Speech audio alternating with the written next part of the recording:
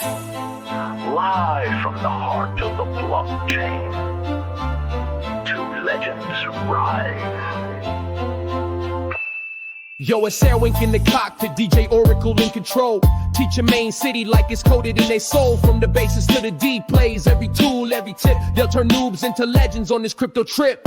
Grinding mission, stacking loot, dodging fakes, making moves. You got question, they got proof. Boost defense, point prestige, mo finesse. Main city ain't a game, it's a whole mindset test. Loaded lions in the streets, cubs chasing that bread. Every stat, every buff, yeah, it's all in your head. So plug in, level up, learn the code, know the plan. With Orakle and Airwink, you gon' master the land. Welcome to the show, where crypto meets the grind, where knowledge drops hard and the game's redefined. This ain't no chill, this is strategy and wit. Main City 101, now let's get it lit. Welcome to the show, where crypto meets the grind, where knowledge drops hard and the game's redefined. This ain't no chill, this is strategy and wit. Main City 101, now let's get it lit. Welcome back, everyone. This is S3E17.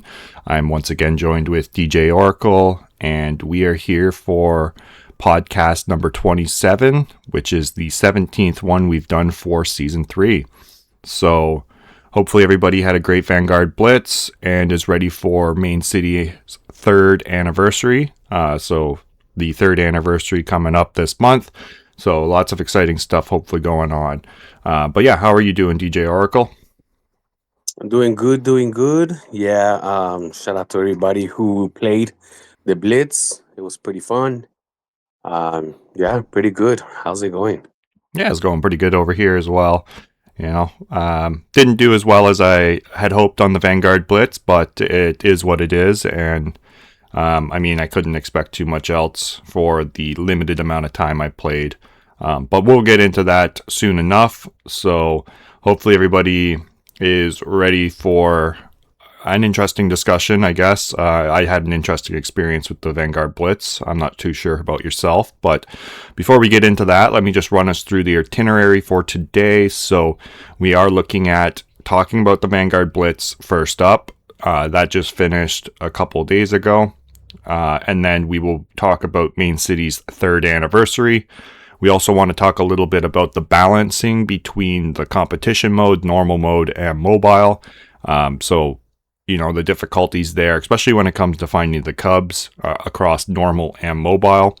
And then lastly, and this may be a controversial or a very hot topic at the moment, but we want to talk a little bit about both the Loaded Lions and the Main City X account, and even the Discord team silence. And we won't get into FUD hopefully too much, but we just want to air out some concerns when it comes to the absence of the team and a few other things that we've noticed that have been sort of thrown to the wayside at the moment. So I guess without further ado, do you have anything else you'd like to throw in there, DJ Orakle, or shall we just hop right into the Vanguard Blitz? Yeah, let's get right into it. Yeah, shout out to everybody who's tuning in. We love talking Main City, and we love that you guys do have feedback and you guys do enjoy this conversation. So let's get into it. All right, on. So yeah, did you try any new strategy or try anything different this Vanguard Blitz, or were you still doing the? I think you tried hanging back a little bit, right, and purchasing in. Yeah, wait, I waited for the 10x, no, the 5x. Let's see. Well, that's one thing that we should mention right off the back. It was pretty good having that multiplier, display on the menu on the screen. So what I did is I played. Well, it was like the first 2 days that are regular points. I was just collecting diamonds and collecting boosters, attacks, and defense. So no resources, no gold at all, no cash yet. Just a whole bunch of boosters, and that saved me a lot of diamonds, especially the defenses that are so expensive and the lightning boosters. So by the time I jumped in, I had a lot to work with without having to spend any of my diamonds yet. Another thing I did different is this time I didn't use comments. I'm sorry, I didn't use uncommons for once. I only used from, let's see, from the rares, and So that was I kind of missed my bazaar because I always um, try to play with the bazaar. I'm an But I LL thought Sports instead of type of guy. yeah, yeah, with your hockey on top. Yeah, yeah. I usually Um, try to grab one of those. yeah, I like the bazaars with the little robot. I usually try to get one of those. Yeah, yeah. If I get one of those, I like to play with it as well, just because that little robot sitting there waving, he's kind of funny. Um, but you know, if you got the embassy skin now, I pop that on, so you don't get to see him anymore. But I love the dojo skin. The Ishin dojo skin's one of my favorites. Yeah, that's true. It is. It is one of my favorites. Um, so yeah, with that, it helped me to get into the live. I also didn't have a whole lot of time to play. So I kind of like try to put my time at the beginning, and I ended up at 96. So I was able to stay within the 100s, which is kind of like where I try to stay in. Of course, always try to get into higher and higher positions. But yeah, the competition gets ridiculous. Yeah, yeah, she's But pretty fierce, even with the small prize pool, right? It only being 10,000, I didn't think it would be as competitive, to be honest. And there was steep competition up in the top 50, even a lot of people buying in last minute. And just, yeah, I mean, it was a little bit of a surprise to me, to be honest. So what prestige did you end up hitting to maintain that top 100 rank? let's see. You're probably better knowing if I tell you how much I was making. I was making 790A, 790A. So it was maybe Uh, like was it, is it 19? No. Yeah, I was gonna say that'd be between like depends on the business rate that you have, but probably between Yeah. 17 and 19, somewhere around there. Yeah, that sounds about right. Nice, I wish nice. they had. Oh, you know what? I recorded some videos, so maybe later on I'll go back to see if I can see the last video that I recorded. I didn't do like I usually try to do one before, like a few hours before. Hmm. But this time I fell asleep. So Uh, when I woke up, it had finished already.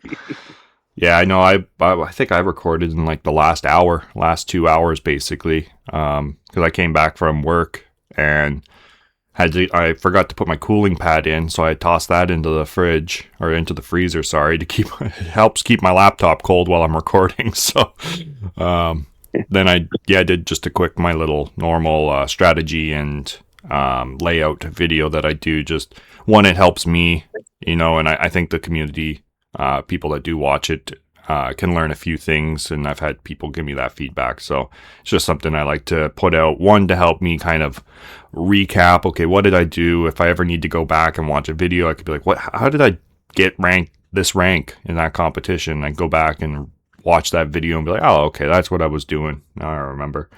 But yeah, I mean, I played a little bit different.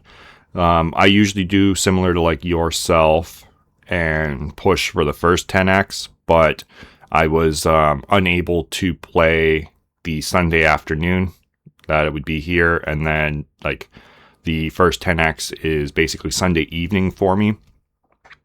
So I was unable to do that, and then Monday we traveled a bit, and I made it back Tuesday, sort of like 1:30, 2 o'clock here, with about 5 hours to go before, or 5 or 6 hours or something like that to go before the second 10x. So it was sort of a scramble, and I know I probably made the mistake of like just jumping in too early, in a sense of like, I went to the market and started looking around, and I was like, man, there's nothing here, right? So I ended up bidding on the only like there was three or four motors that were all listed at the same price, and every other one had a bid already on it except for this last one. So I was like, all right, put a bid in on it, and I'm not even kidding, man. I think it was a half an hour later, there was the same price, 2 prestiges higher. I was just like, you gotta be kidding me. Can I undo this bid and just switch it over to this one? But yeah, I think that's one of my biggest gripes about this competition. And I said it in my layout video when I was discussing it. The lack of competition for rank 1 really hurt the rest of the players that do the strategy that we were doing, right? And sound like a dick, I guess, really, because it's like a lot of people sit there and go, I hate these buy-in strategies. I hate these people that just come in and buy in. And, you know, I've been grinding from the first second of the competition. You know, like shout out to Edgar Allan Crow. He was grinding from day one, right? And barely just got pushed out of the top 10 there. So, whereas you get people like FFTB Hacker and, you know, who did the buy-in strategy on the second last day, right? And Fiend for Crow does that normally too, right? And so I feel that sentiment, right? It's like I've been grinding for the entirety of the competition, and you guys come in and basically just purchase yourself rank 3, right?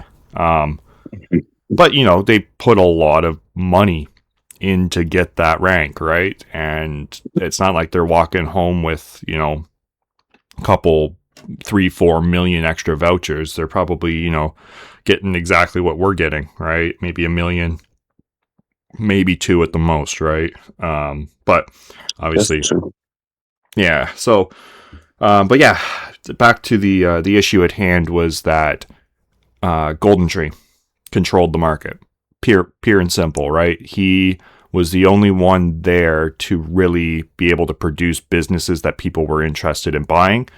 I mean, Crypto Ocean was there for a bit, and then he sort of tapered off and just was not keeping up to the prestiging capacity that Golden Tree was.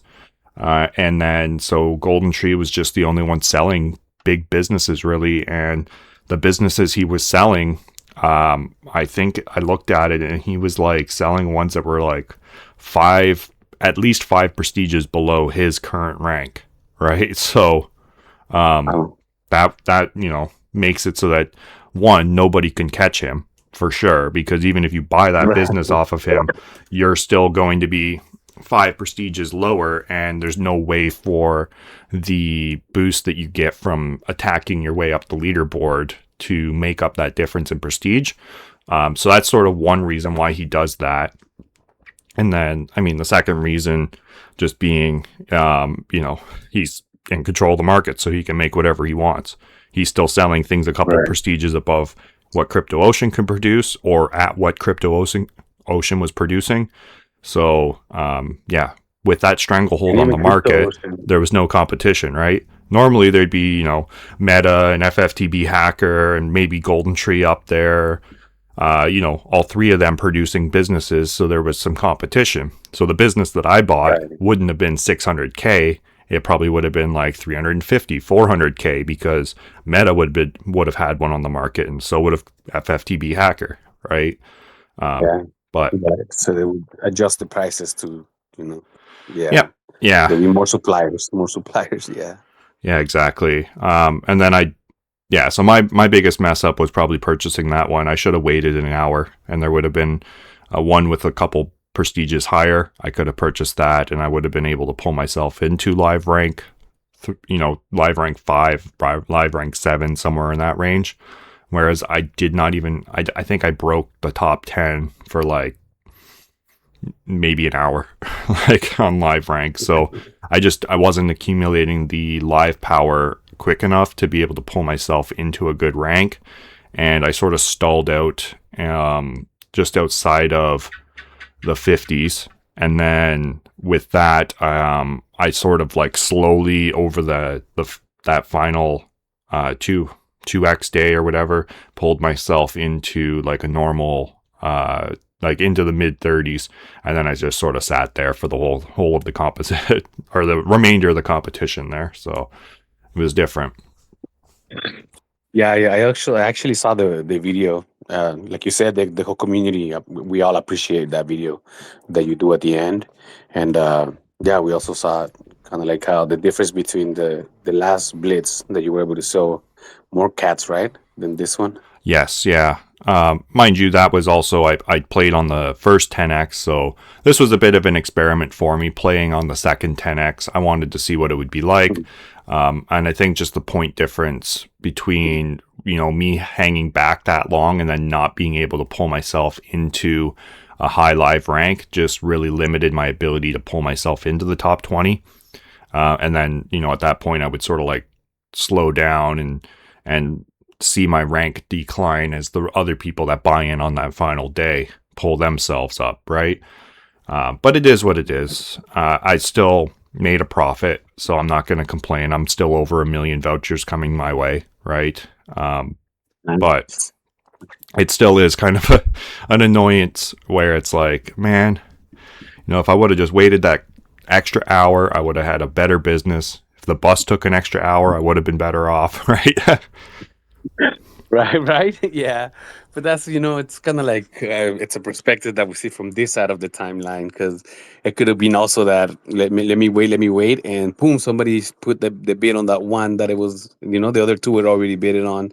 And if you would have waited, like it's easier for us to say on this time, oh, I could have waited for a better outcome. But at the time, like even the blueprints, some of the gold blueprints, at a certain time, they're like 5K. Then they go down to 1. And then at a certain point, when people are like in between 10 and 20, level 10 and 20 to get more gold blueprints, they start kind of like going up again to 3, 4, 5. So it's kind of like hard to time the market sometimes, Yeah, it's interesting. I never watched blueprints, to be honest. I'm just like, I always have so many blueprints, and usually with purchasing my gem business for my city, right, off of the market to sort of be what I pull myself up to, and then I fill in the ranks with an uncommon, a rare, and then something else as well, right? So this time it was a Felice. I got lucky with that quality 4 pull, and a ton of extra Felices that were just sitting there. So I had 2 attempts at quality 5, which I'm glad I was able to make that quality 5. I think it really helped my city. And I ended up... the higher quality. Mm-hmm. Yeah, and then just for... completeness sake, since I asked you what prestige you ended at, being somewhere around 18, 19, right? I think I hit 34, I think it was. Mm-hmm. Oh, nice. Wow. But I started 34. off with a prestige 21, which converted to 22 because it was already maxed out. So that definitely helped. But if I would have purchased that 23, which turns to a 24 as soon as you meet prestige requirements, that's where I think I could have easily been in that like live rank, maybe even 4. Live rank 4 would have been like, enough points to really pull me into probably the teens, low teens. I might even been able to see myself just outside of the top 10 there, and then slowly get pushed back down the leaderboard. But hindsight's 2020, right? Yeah. And you were actually were able to maintain your live pretty well, huh? Yes, yeah. Like really close to the you were on your rank. And that came with a lot. So this competition, I will say, I put a lot more work in than I did the last competition. Like I was like normally like the last competition before which was the expedition one. What I was doing, I barely even ran resources after the first 10x day. Like I would do the odd one here and there and not do them as like consistently. But this Vanguard Blitz, I had them sequenced, like they were 10 minutes apart, so I was able to like get the cash, go back to my city, level up some of the businesses, then switch back over, grab more cash, and after basically as soon as that expedition ended, I was sitting there just pressing the apply button, right? Like I would already have the filter set up, and I would just click apply until I see the little red dot pop up, and I'd go back, grab my mission that just ended, because it was one that I could solo or almost solo by myself with a tent, right? Just doing the medium ones, and then I would get it filled, basically launch it, grab the cash, go back to the city, spend it, come back in, wait for that expedition to end, do the same thing, get it set up, bam. That way I got my expeditions basically 10 minutes spaced apart, and it gives me enough time to go into the city, spend the cash, possibly get up a prestige, and put a good booster on that business that just got up to a next prestige, and that would increase the amount of reward coming back from the next expedition.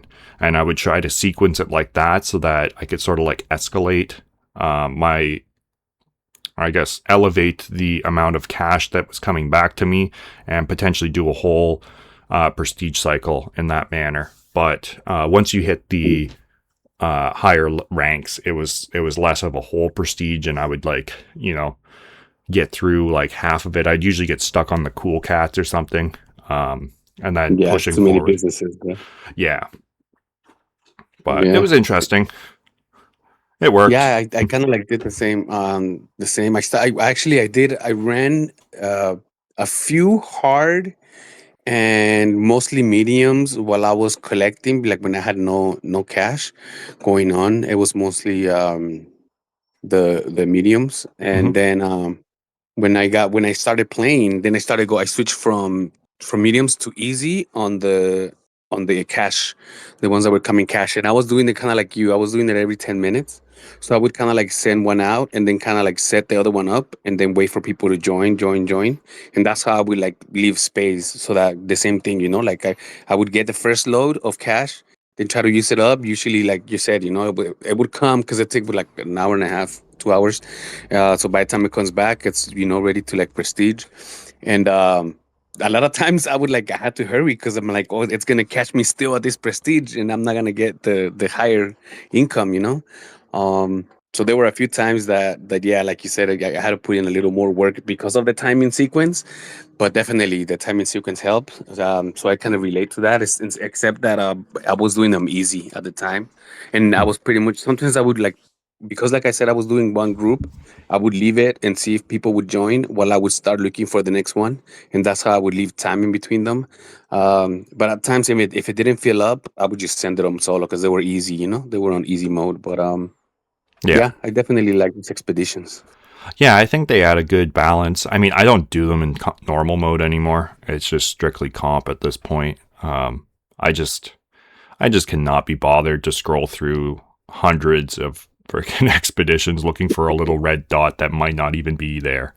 I mean, that's like Yeah, that's so. another thing. How come it works for competition? In the competition, if the little dot is there, then there is rewards. And once we collect them, it does go away. I don't understand why it doesn't happen in normal mode. Yeah, I just think that we've got too many in the log now, right? And they need a better way to like filter them out. We shouldn't even.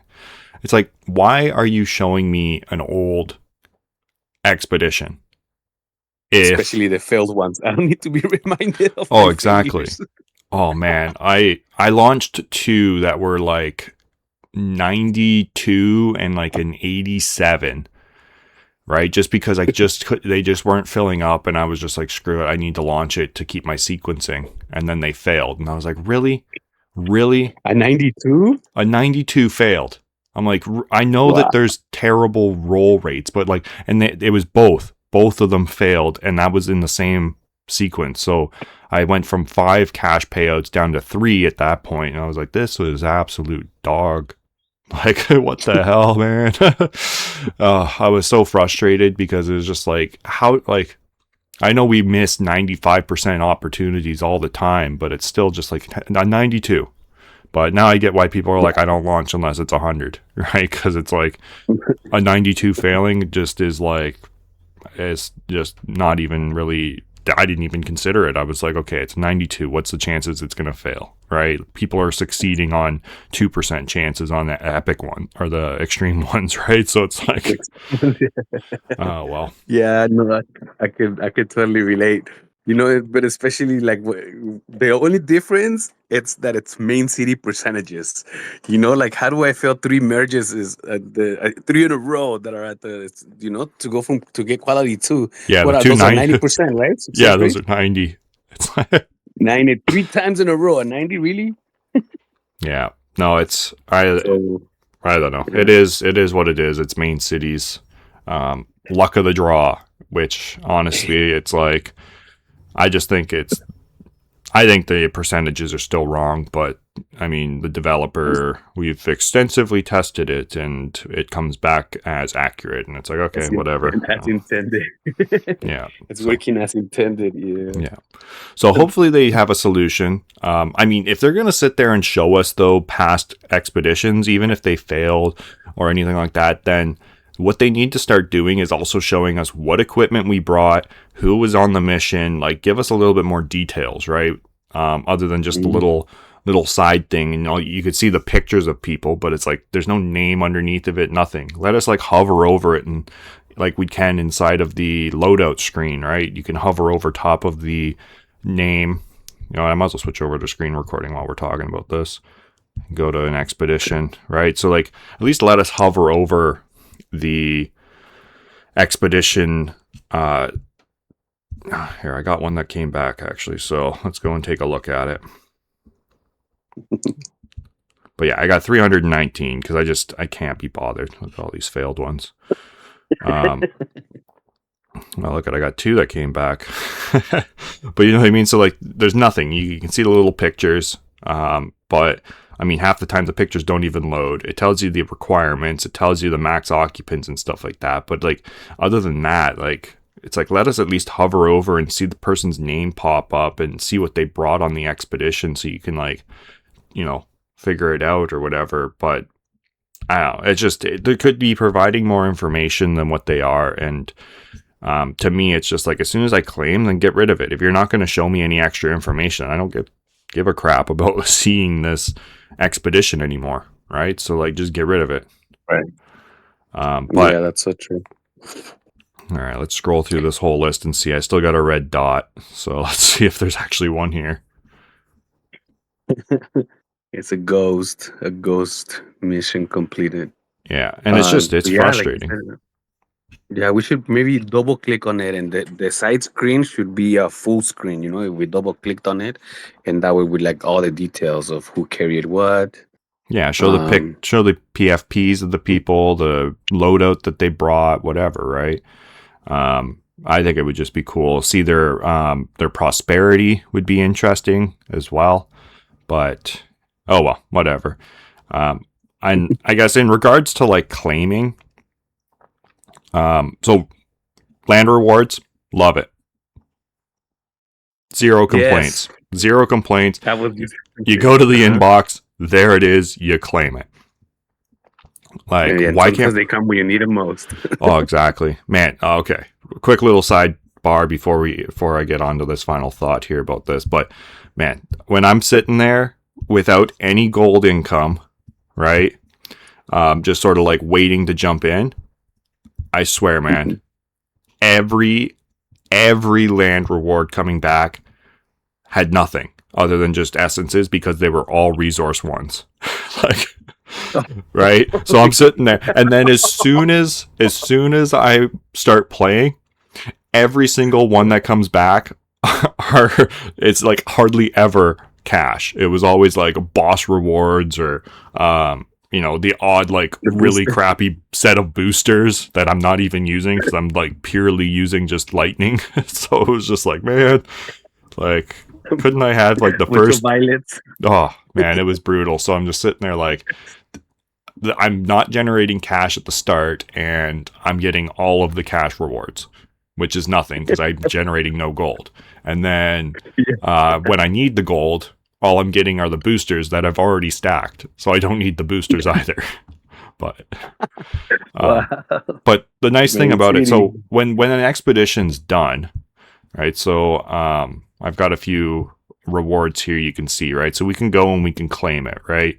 So if we claim these rewards, right from the inbox from the landowner rewards, and then like, let me scroll down and find where that was. If I can find it. It might not even be here.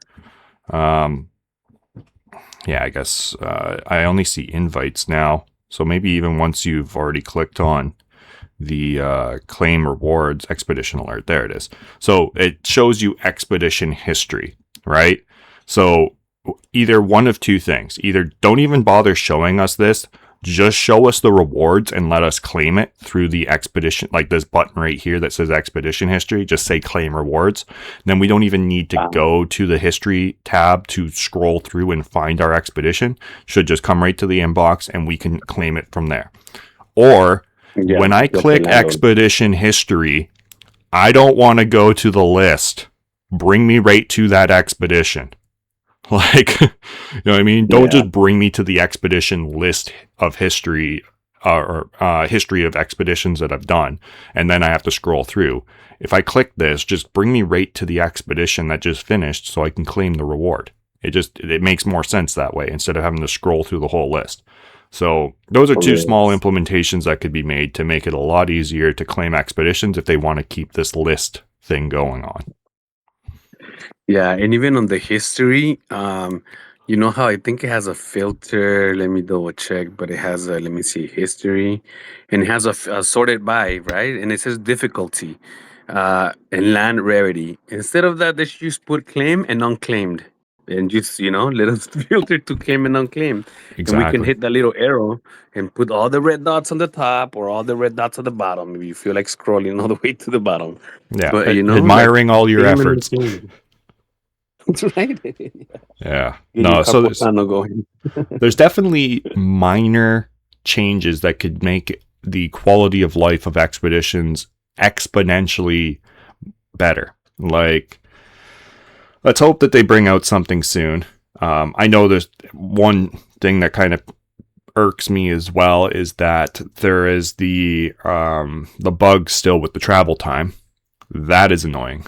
Oh, right? yeah. So there was a few times, actually there was one main time and I got so mad because it just messed up my whole sequencing. I joined this guy. He had them all set up on the same land. So I'm like, okay, this has to be his home region, right? He's got like 4 different expeditions set up on the same land that I'm on, Sapphire Sanctum. That's usually what I choose.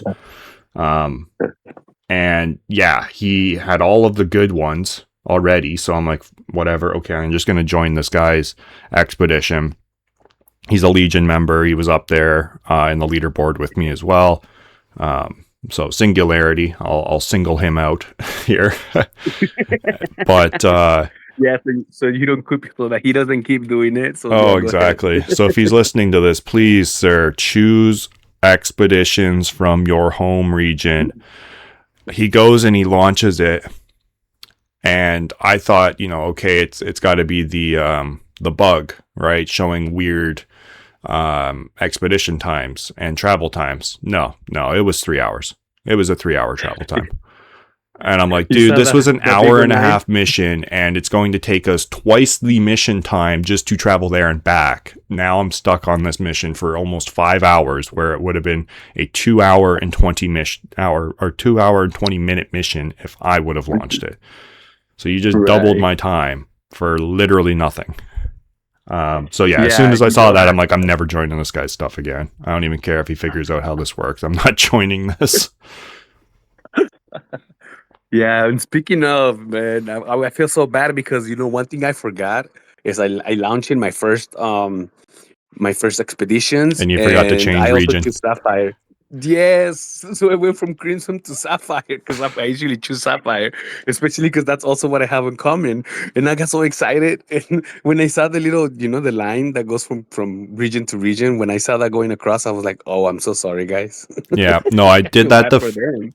last competition. I did that first thing. I go in, I set everything up, right? I got my girlfriend to go and set one up, and she did the same thing too, right? We're just used to normal, right? So she's setting up on Molten Forge. I was setting up on Sapphire, getting everything going, right? And then go and launch it, and we're both leaving from Crimson. I was like, oh, shit, we better change that right now. Do that. So then we changed and it's just like, so I remembered from last time making that mistake. So I was like, first things first, as soon as I clicked on it, go change my region. Bam, this is the region I like. All right, now I know for the next one. But yeah, and you know what? I also got into an expedition like that. But like you said, sometimes we think that because of the name, because it was I'm pretty sure you've seen the name Pollock USA. Yep. Yeah, so he was like up there on the leaderboard. But again, when I joined the expedition, I saw that line that goes from region to region, and I was like, oh, this is gonna take a while. Yeah. And I was like, but he's up there. Like, I wonder why. Is it a distraction? Is it, No, I think they just don't understand what to do, right? What they're doing is they just go and they filter for the difficulty they want, and then they just scroll through the entirety of the list and just find the really easy ones, right? Which is annoying because then it's like you're locking up an easy one that somebody could more effectively complete just because it's an easy one for you, right? And to me, it's like, why waste... right? Like, why waste an extra hour of travel time? Like, that's almost another half a medium mission that you could run that now you're just spending traveling. Yeah. So Yeah, definitely. Yeah, he was actually top 10. He's the one that pushed Edgar Allan Poe out yeah, of yeah, the. Like, he ended up at 10. yeah. I think he spends a Um, fair amount, but I can't say for certain. I've talked to him a few times, but yeah, I mean, I think that's all we really got for the Vanguard Blitz to discuss, right? Do you have anything else you wanted to toss in? I mean, otherwise we're just going to sit here no. and gripe about expeditions. Yeah, no. The other thing I would say is that I would, when I wanted to merge my Cineplex or my Leo. Sometimes those businesses were, let's say, 2 or 3K, but the gold blueprints were 1K. So that's why sometimes I buy the gold blueprint instead of buying the business, because Hmm. either pretty much anything that comes out of that blueprint I could use one way or another, Yeah. Um, and then sometimes I'm able to actually resell them for like 5K sometimes. And so I did buy a den. I think it was like 2 days before the last competition, the last day. So that's one thing I bought. I think it was I can't remember. I'm not gonna throw a number that I don't remember, but it wasn't that, and it was only like I think it was Prestige 19. And then I also bought Cool Cats for like 1 or 2K, just so that I don't have to like prestige up, and they're already up there, and they were like one. And I made sure again, like, guys, if you're gonna buy something from the market, make sure it's full level, and that way when you place them, it'll give you the most for the buck. And not only, it wasn't just the Cool Cat wasn't just meeting the prestige, but it was also like, we giving a little bit more of the contributing, that's the word, contributing more to the pot. So that was my market activity that I wanted to lay out there, put it out there. Okay, so what you're saying is I should have been selling maxed out Cool Cats rather than Cool Cats at the next prestige up that I can produce, but only up to 310. Because that's usually what I would produce is a 310 Cool Cat and list it. Yeah, no, I think it'll be better if you just wait one prestige lower and just max it out. Because even All the right. dens that I would do, and that's why I would also do two prestige lower of mine, so it wouldn't affect my income so much necessarily. So I would do two prestige lower, Mm-hmm. and I even clicked it as one click at a time for whoever bought my businesses. Know that they're made with care, one click at a time. No, I don't do those with Cool Cats. No, not the cool cats, not the cool cats. Oh, I okay. did some dens that I was selling. Oh, Yeah, right yeah, on. no Yeah. cool cats. No, I wasn't. I Yeah. didn't sell anything other than Cool Cats. I mean, I sold those banks right at the start, and that helped out, give me a little extra funds. But yeah, no, I And it made that wasn't. mistake last time. I sold way too many big businesses, and it was just like it just ate up my diamonds, and you were not getting enough. Yeah, I think that the biggest business I made and sold was a museum. Okay. And that's also because I had like quite a few diamonds. So I posted it on X, and somebody's like, "Oh, diamond hoarder," and I was like, literally, I had no idea. I'm like, "Well, what would you suggest I do?" But I was like, I hope it doesn't sound rude or like I'm being like, "Well, what would you do?" I was literally asking, like, what would you suggest? Like, because that's what we do the podcast, because we all share information from everybody, from everybody else. And so when I said that, I was like, well, I can build businesses. Yeah. So I sold, and again, it was kind of like towards the end of the competition because I was there. So I only got like 3K minus the tax. So I was, at least I was getting like you've always told me, any crow is good crow. Yeah. Well, that's it, right? And that's why, like, at that point, I just started making whatever. All right. I was just like, okay, I just need to list stuff. Because I think I still had like 800 million diamonds. And that's where FFDB hacker called me. I was like, oh, yeah, I see you trying to say hi in game. I was like, dude, I just got so many diamonds. I need to spend them on something. So I must well throw a tax at you. Throw a couple kingpins, see if I could land one. How far was he from you? Oh, he was like 2 ranks below me. That was when he was making his climb up. So I was like, why not? see if I can hit you. I'm never up there to be able to. So Yeah, that's one thing that I do. Everybody who's gonna pass me by is gonna feel the wrath of the attacks, even if they get blocked. I'm gonna keep on sending those attacks. That's one thing that I do to everybody. That, I mean, of course, the legion, and especially the non-faction players. I'm like, oh, I'm getting you. You want to hit everybody, well, everybody's gonna hit you. Yeah. No, I was hitting Legion players as well. I'll admit it, but and I had Capybara call me out. He's like, I thought you don't attack the same faction. And I was like, dude, you're not Legion. Like, right. So what I do to determine if you are Legion or not, right, is I basically look through the last 5 competitions, go to check out the last 5 competitions, basically, right? So I'll check the leaderboard and see what the past events have to say. And if you were Legion for all 5, I won't hit you, right? But if I see you flip flopping back and forth, you're not Legion, you're not Void, you're a bandwagoner, and I'm gonna hit you. Like, Yeah, it's a loyalty check. It's just a little loyalty check. yeah, exactly. So if you're gonna come out and be like, oh, why are you hitting the same faction? It's like, you're not even on anybody's faction. Get out of here. Make a choice then. You need to make a choice. You can't be sitting there being like, I'm going to be this faction, this competition because they're going to win. And then I'm going to be this one, this competition because they're winning. So it's like, the old, whatever. It is what it is. So I just, I smacked them a couple times. But I was doing that all the time, right? Like if I came up to, it's just a wall of Legion, I would look up everybody's name on the leaderboard. And if you were playing on Void within one of the 5, I'm sorry, but you're not Legion then. You're going from faction to faction, so I'll hit you. Yeah, yeah. And then I had Vlad.Crow. Vlad, I think he's active. Yeah, he's active on the Discord because I hit him and I guess I landed some really good rolls. And he's like, bro, have mercy. Oh, I saw him saying that, yeah.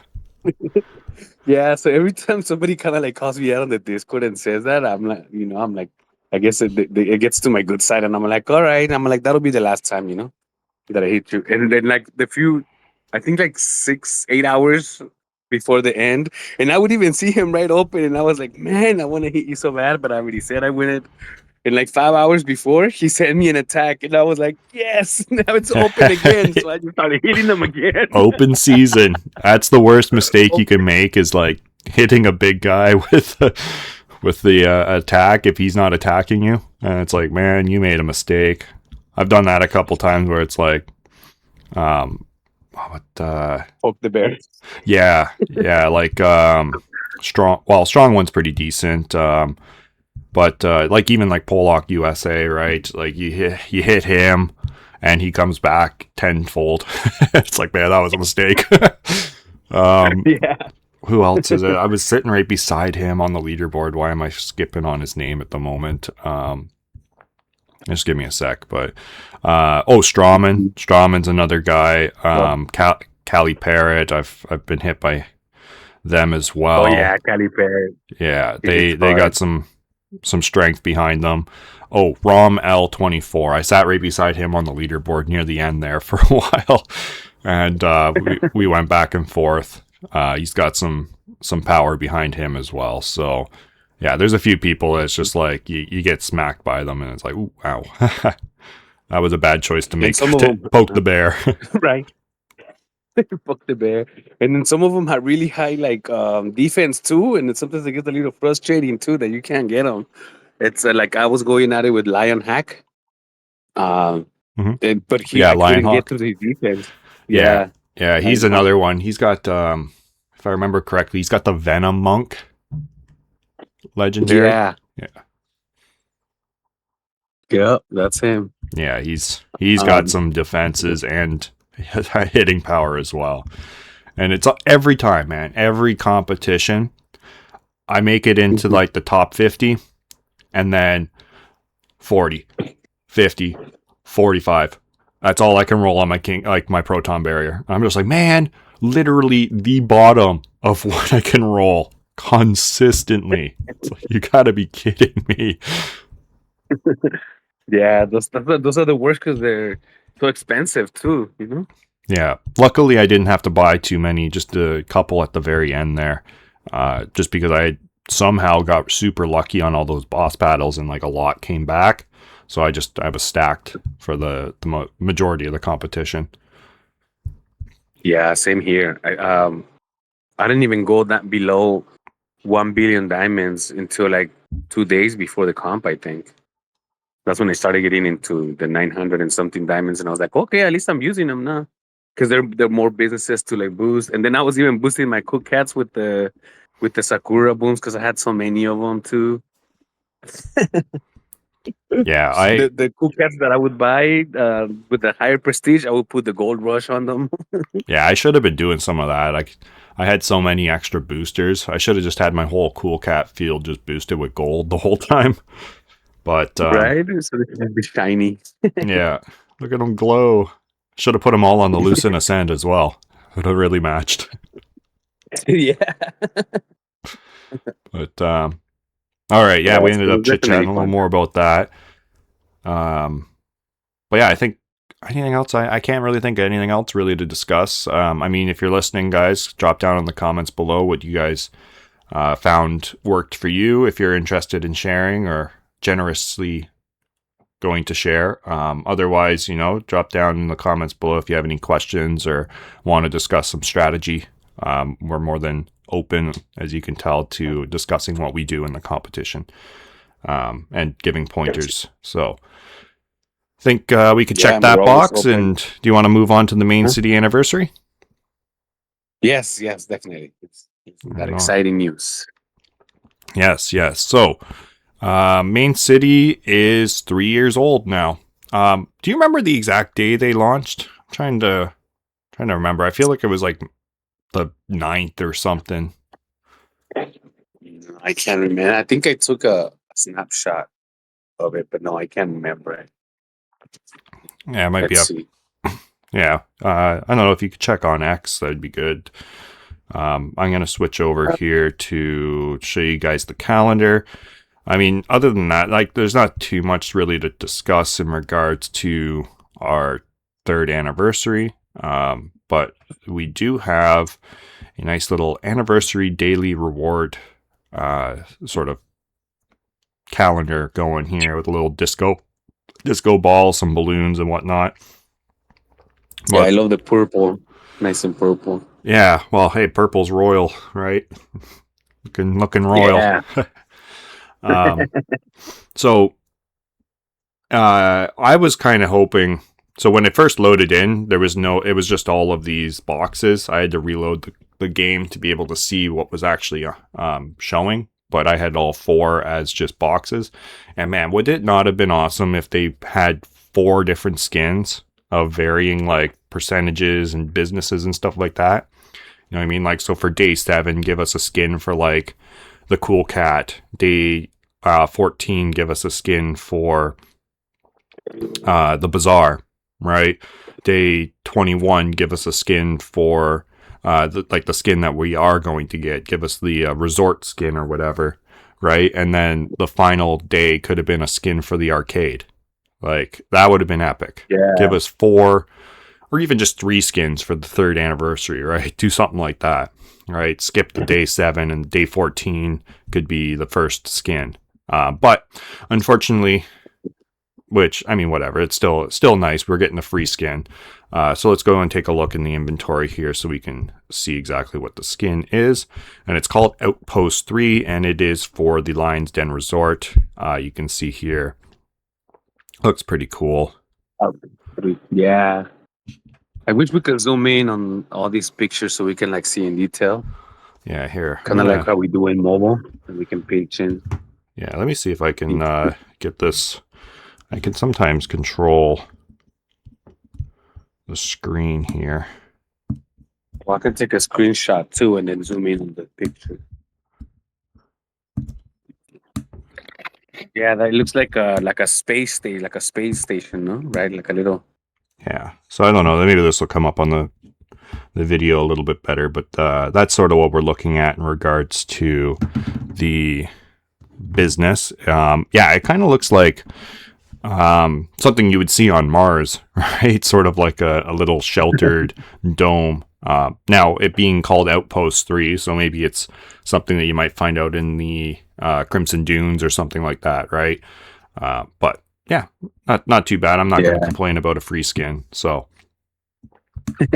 something for us to Strive 4, and I know Dazul's already got it, so if you're interested, he's got a screenshot of that in the Discord. You can go check out. Nice. It has a 3 right there for the 3rd anniversary. Yep. Big antenna so they don't crash. Yeah, I guess. When they're flying by. Sending out the radio. Some boxes. Sending out Main City Right, Radio. Yeah, there you go. That's where the podcast is coming out of. Yeah. Maybe. Probably not.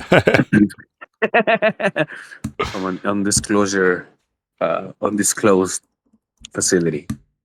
Yeah, any free skin is always nice. I like your idea that 3 skins, one for every year, would have been definitely nice. A skin for the arcade would definitely be nice. The bazaar is always good. People use my referral code so that I can get that ambassador skin.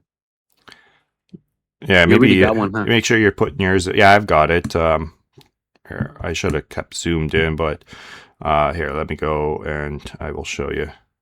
Hopefully that wasn't too jarring if you were watching the video. Let me see. Where are my... This is the hard part. I can't remember where half my businesses are nowadays. Because normally I don't have... I for a long time just played without businesses. I think Molten Forge might have one. I've noticed that some people that when they're not actively playing, they take off other businesses so that they can drop on the leaderboard and they don't have to keep getting attacked. Because Son, I guess he wasn't playing for a long time because I knew I could just hit him. And he always had no defense. He wouldn't hit back. And for a while, when mobile came up, I wasn't really going on normal. So Edgar Allan Crow was hitting me nonstop. And so I was trying to hit back. And now that I was looking for him, he's way at the bottom of the leaderboard. And I'm like, okay, I guess he's not playing right now. But he was hitting me relentlessly. And that's another one that has like really high defense. Yeah. I couldn't get past the defense. There we go. Just claim my boosters and got 2 lightning surges. Nice. Nice. Let's see what I get for So my the 4. main embassy. You what? Just claim on my dailies. I hadn't done it yet. But yeah, Nice. the main embassy, it looks pretty cool. It's got like, two hands clasping there. There's the little circle of lions at the back, sort of like a little round table. You got the arch with the 2 lions on top of it. It's a pretty cool looking one. I like how the water's pouring off the sides. On the sides, yeah. Yeah. Those little lights on the side, the little lights on the edges give it like a nice little ambient. Yeah, It exactly. has like a jacuzzi in the back or something. Yeah, or some sort of swimming pool or something, right? I kind of For the wish it would Cubs. pair up with the... it sucks that it doesn't pair up at all with the splash zone or whatever what is it called? Tropical Splash Pool, right? Which is the Pride Records. Because that would look cool, get them paired up, but I don't know. I guess I got a bunch of the bunny burrows all surrounding a bunch of pools. So hopefully the rabbits know how to swim. The Easter outpost. Yeah. That's funny. Yeah. Easter Outpost. That's another skin that is one of my favorites. Which one? The Easter? The treehouse ones. Yeah, the Easter Outpost. Yeah, And it's the pretty treehouse, cool. of course. Oh, man, I love my treehouse. Like, even what is it? What do they call it? Rozakon or something? Yeah, Roz. Oh, yeah. Kazan. Roz For the Kazan. museum? Which is the Jack and Jill. Yeah. I love my museo. You know that. Yes, sir. Such a good business. Yes, sir. It is. It's just it's getting it in a high quality. It's just, it's a little costly sometimes. Yeah. I know. That's where I'm like, I have it at quality 6 right now, and I'm just like, do I even want to attempt a quality 7? I'd love to have a quality. I mean, if I had a quality 10 one, it'd be amazing. But that's nerve wracking trying to get to that. And I mean, I'd probably end up spending all my vouchers trying to do it. Right. And then the worst part is, it's Yeah, I'd probably spend about 5 million vouchers trying to get it to quality 10, and the business would still only be worth probably about like 4 million vouchers. Yeah, it's definitely more for bragging rights and just also high businesses is mostly keepers. It's mostly keeper. At least that's how I see it. I don't see myself selling one of my quality eights, the records or the bazaars. No, And I've exactly. seen them in the market. I've seen quality eights in the market. I'm like, okay. Yeah, I've tried to pick up a few, bid on them, but then it's just like as they get bid up, it's like I don't need it, don't want to spend that amount of money on it. Just because like then unless it's already at my prestige or above, it's just like I'm gonna have to spend diamonds to bring it up to and make it usable. And I've already got quality 7 LL Sports, so that's my common that I run with in normal mode. Nice. Yeah, right now there's a quality 7 Museo Division 1 Prestige 181 for the low price of 3.93 million. It isn't really that bad, to be That's honest. why. Yeah. Think of how much that Yeah, cost. quality 7. Yeah. Uh-huh. You're saying it's on. I'm just going to search for quality 7 or higher. See what's available. There he is. It's quality 7. Yeah, look at it. It's pretty nice.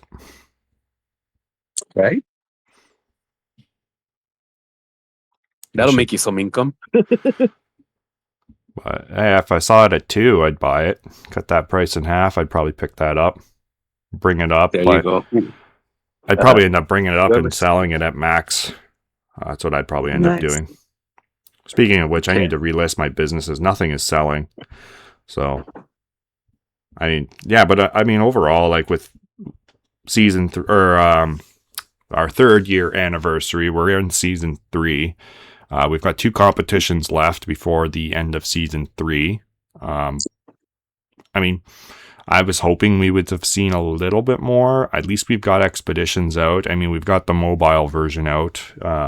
Whether that's a good thing or a bad thing. I think it kind of landed with a soft thud.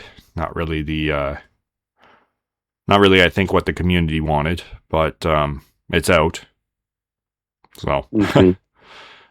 yeah. I was gonna say, maybe do you want to reflect on like what's your favorite? Let's just do a quick little reflection if you can. Think back across every update. What would be your favorite of the updates that came out? Okay, updates. That's a good one. That's a good topic. So, one of the first, of course, that I really loved was the remove all furniture, because removing them one at a time was wild. Oh my god, I forgot about that. That was so brutal. Oh, Right? So, speaking of history and speaking of favorite updates, I would have to say that one was up there. Let me see. Oh, of course, the lowest highest region income was definitely a really good update that I loved. I enjoyed I that. think yeah, especially because we had our big businesses. We were like making a city that was more than just cool cats, So when that Exactly. update came about, we had a good combination of businesses. Exactly, because that played into building a city, right? Again, now we're back to, I mean, I run 4 main businesses and everything else is cool cats. I could potentially add a 5th main business, but it's not, I don't know, not really even necessary. I'm not even really pushing it all, and I'm just chilling. I go in twice a day, get the cubs, and do some leveling up. Like I am so like distantly removed from actually like the grind. I'm still holding what I think rank 30, something like that. So to me, it's like it's not really that big of a deal. I just kind of chill. Yeah, and sometimes you just kind of like need a break of main city. But what about you? What's your favorite updates in these 3 years? I think the change to comp mode. I mean, I do love that single, like the one you just mentioned, the lowest income region. I thought that was a lot of fun. I thought that also brought the community together quite a bit once people understood how to play it. But of course, it as with most things, even thinking back to like what happened with the attack, right? The what is it, Savannah Bandit, right? Because of all the big boys at the top that couldn't take advantage of it, they reduced it from 70% of the bonus down to 40%, because of the advantage that the little player had with multiple obstacles. But again, people complained, oh, this isn't fair. Now, we have to go and make brand new cities and all this type of stuff. And it's like, yeah, well, like, people that were playing to build a cool looking city and have fun, opposed to just being at the top of the leaderboard, were at a significant advantage now that they chose the lowest income, right? But, a lot of people at the top complained because, oh, well, no, we got to do this and this and this. And it's like, well, it makes it so you guys are slowing down, right? The whole object of what I think the devs were doing with that update was to try and slow down the people at the top, because you guys were just running super streamlined cities, right? Where it's like, I think some people straight up just run high quality dens and then the rest are cool cats. Right? Run 5 high quality dens and cool cats, and you're producing enough gold that you can just basically do 2-3 prestiges a day. So, that I think was one of my favorite changes and updates to it. But in regards to, I think the most critical one, I think was the change from, which we saw after the first World Series, the change from just the highest prestige dictating your rank on the leaderboard to sort of a power system. So I think the change to the power system was good. I'm not saying the power system's perfect. I'm not even remotely happy with how the power system works still. I think there's still refinement to make it a lot more competitive, fun, and fair competition. But it is 100% a giant leap in the right direction. Making it so that the power is what determines your leaderboard rank rather than your final prestige. So I think that was a pretty cool and critical change that brought better competition. Yeah, and that also eliminated the dropping down, right? You couldn't really drop down, and that was something that was hurting some of the other people, because it's easy for you to drop down and hit somebody, but then when you go back up, I can't hit you. Yeah, exactly, right? People were dropping down, hitting lower level players, bouncing back up, getting the gold income, and just running away with it, right? And then the second issue with that was then they just sell to an alt account or sell to a friend, right? The market was brutal back then because it was basically just list and buy instantly. So auctions, I think, is another amazing feature that was brought and well needed, because, a lot of these big players would sell to a friend or whatever, right? And if we weren't watching the market every millisecond, you would miss out on those. So they could sell it for 1K voucher, right? Or one crow. Yeah. Back then, because we weren't even using vouchers. What's that? Yeah, and avoid the taxes. Exactly. Right. So I sell you. Crow in the game. Yeah. Go ahead. Yeah. So I sell you a big business, and that's why I originally thought they introduced the 20% conversion fee, was to punish those players. Right? Because it's like, okay, if you're going to sell it outside of the game and then you're bringing in the money for free anyways, we're going to charge you a 20% instead of the 15% you would have lost on the market. And then they brought in auctions, which I thought was brilliant, because at least then it allows people the opportunity to see the business and bid on it if they wanted.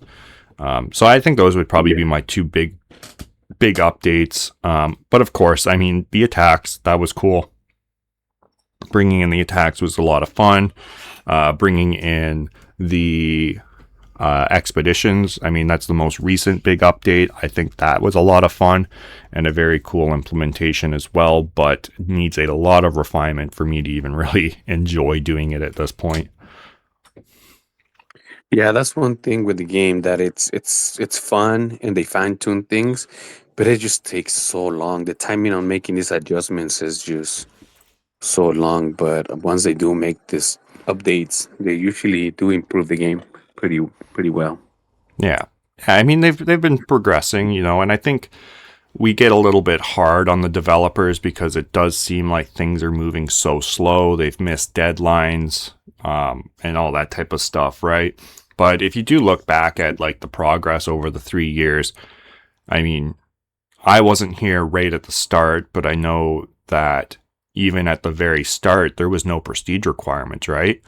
You could buy a prestige No, 50 never. business and be prestige 50, right? So, Yeah, I was a little bit late. So when I was able to buy, I think after I bought one that was a higher prestige, and I was like, "Whoa! I can put everything, all the furniture that I now, I can just really fast." And then like maybe like a week later, they switched it, and I was like, maybe even like a few days later, and they made it so that if you remove your business from the land, and it was producing at the max, but once you removed it, then it would go back to like needing to meet prestige. So, if you had a business that you bought back then before they implemented the requirements, it would still produce at that level until you removed it from your land. So if you accidentally removed the business and placed it back ooh, up, you lost that privilege. man, that would suck. I would, yeah, you Yes. just want to leave that right there. Don't even touch it until you catch up to it, even if it was a cool Don't cat. even put right. Don't even put businesses around it. Just leave it alone. Yeah, do not touch. Uh, Yeah, out of service. yeah, so I mean, there's been big changes. I mean, it's an ever evolving game, and I hope it continues to evolve. You know, I'm optimistic that there's a lot of potential here. It's just it seems, and we'll get into this in a few moments, that there's lack of motivation or focus or something from Crypto.com and the Loaded Lions team. But Yep. yeah, Yeah. I don't know. I guess in the future, I'm still looking forward to. They talked about being able to like walk around our mansions, right? Going and visiting friends' mansions.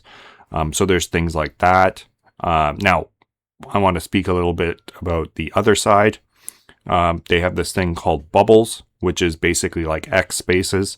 And to me, would it not be awesome if we could just invite people to our mansion and it's like an X space and we're all just sitting in it? We could walk around with our avatar, go and check out the different rooms and whatnot, but we're all just talking as though it's an X space, and you can open it up and make it like an open room that anybody can come join, right? Or it could be, maybe have like a maximum of like 10 speakers that can come and join, but then anybody could tune in and listen. Like that would be amazing. There's so many things. Like they need to hire somebody that's from the community, right? Like Papa Bigfoot, myself or yourself. Like we've got ideas, even Pampa is out there throwing out ideas, right? Like somebody that's familiar with how the game works, what the community wants, because there's small implementations that could be made just to make the game more entertaining and engaging. But right now it's like, I think a lot of people are getting the fatigue. I've been playing I think I started in October. So in October, it'll be my 3rd year anniversary. So I missed August and September, mainly because my dumb ass was sitting there going, oh, it's going to come to mobile next month. Oh, it'll be on mobile next month. Lo and behold, if I would have waited for mobile, like, That's wild. That's a wild story. Imagine. oh man, just keep saying that. And then by the time mobile comes out, it goes, oh, it's not even tied to the main game. It's just a reskin of the game for mobile, and you can't even earn money playing it. So very glad I jumped in when I did. My big pressure to jump in was actually the World Series 1. I was like, okay, I'm not missing the first competition, right? So that's what got me to jump in and start learning the game. What was the first competition was like end of November or something, right? So Yeah, I think so. yeah, so I think I gave myself like a month and a half to sort of understand the game, get the gameplay mechanics down, and I would have finished top 500 if the way the leaderboard worked at that point, right? Like we said, it was just based on your prestige. And I tried to sell a couple businesses to get some crow out of it. And the businesses I sold ended up, like I should have kept, because they would have kept me at like 40 or 450, 470, somewhere in that range. So I sold them, and then I ended up having to like grind hard, and I think I finished like 515 or something like that, just maybe 530, somewhere around in that range, just outside of the top 500. But live and learn. And then they changed the leaderboard mechanics, so I got better at maintaining a leaderboard rank at that point. Yeah, there was actually more strategizing and actually doing math and stuff like that, not just buying. Yeah, You said high prestige. buy a high prestige, Yeah, level up. Yeah, because like you said, I saw a comment about how Crypto Ocean had like zero income. I guess he sold his businesses, Mhm. and somebody's like, "Well, I'm pretty sure they know their math already. Like if he's doing that, it's because he knows he's gonna maintain his number two Yeah, status." And I was like, "Yeah, people really do the math and really know. Okay, there's only so much time." Or like sometimes they even ask you, "Arwing, do we have enough time to climb up the leaderboard?" And you're able to tell like how much time, kind of like how much they're making and stuff like that. And shout out to you guys for knowing all the math and all that. yeah, crunch the numbers. I know I saw right near the end, Spooners, he was flying up the leaderboard, and he came up like right below me, and he's like, "I think I'm gonna pass you." I crunched the numbers, like, "No, man, you're gonna be a couple million short." And he's like, "Oh shoot." But that's where, like with Crypto Ocean, yeah, he realized there's no way FFTB hacker is going to catch up to me. I might as well just sell my businesses, and I've already secured rank 2. On that note, he did that as well with World Series 2, and it fucked over the Legion. Pardon my French there, but he sold out basically. I think it was like 2 days, or like a day before the very end of it. He sold everything out, dropped down to 0, and then with everybody going void at that point, right? We realized, oh man, he needed to still be collecting that live power to keep us in a good standing to win the war. And with him selling out, and then he bought back in, trying to get more live power to help the Legion win. But it was futile at that point, unfortunately. But yeah, he's typically known to do that. If he secures a rank that he's happy with, he just sells out. Mm. Yeah. I mean, they know their numbers. People that know, Yeah. And I couldn't do so that. yeah, like if definitely. I dropped down, if I sold all my stuff, Spooners would have passed me. I had to continue generating the amount of live power I was to be able to beat him, because he was getting 2 million per hour, or sorry, 2 million per 10 minutes, and I was getting 500,000. And so those extra 3. So if I would have sold out at that point that him and I were talking, then he could have passed me, because I would have been generating like, a couple thousand points or whatever, right? Whereas he would have been still in the million, like 1.9, I think is what he was generating. And then he would have passed me by like probably 500,000. So that's where I needed to continue generating enough cash to keep my position. So yeah, it's a game of numbers. Very, very complicated numbers. Yeah, I saw Spooners too, and he's like, he was passing me, and like I said, right, everybody who's passing me by, at least I'll try to send some attacks or say hi while you're passing by. Yeah, And you he's might like, as well. yeah, and he sent me a message like, "I can't believe you hit me." And I was like, "I glitched out, bro. I glitched out. I don't know what happened. I glitched out." Yeah, computer lag. Sorry, man. Yeah, so he just started laughing. Yeah, we'll have to wait and see. I hope there's some big things to come for the future of Main City. Hopefully they start listening to the community a little bit better. Yeah, definitely. And like we said, the updates might be slow, but they're pretty fun for the most part. So every time there's a new update, I'm pretty excited for it. Hopefully they'll just move a little faster. Yes, exactly. All right, so I think that wraps up Main City Anniversary. So final reminder, if you're still listening, make sure you are claiming your daily reward from the calendar every single day. That way you do get the skin at the end. If you have to go back to check it out, I tried to zoom in, so hopefully it hopefully it works on the video. I don't know, but we'll have to see. So, any last pieces? Yes, definitely. No, just like you said, yeah, I second that. Go get your free skin because again, these are the ones that you won't be able to buy in the market. So make sure you get a piece of history. Exactly, and that's the thing. As of right now, there's no way to purchase them, so they are only earnable. So make sure you do collect. Right Yes, on. yes.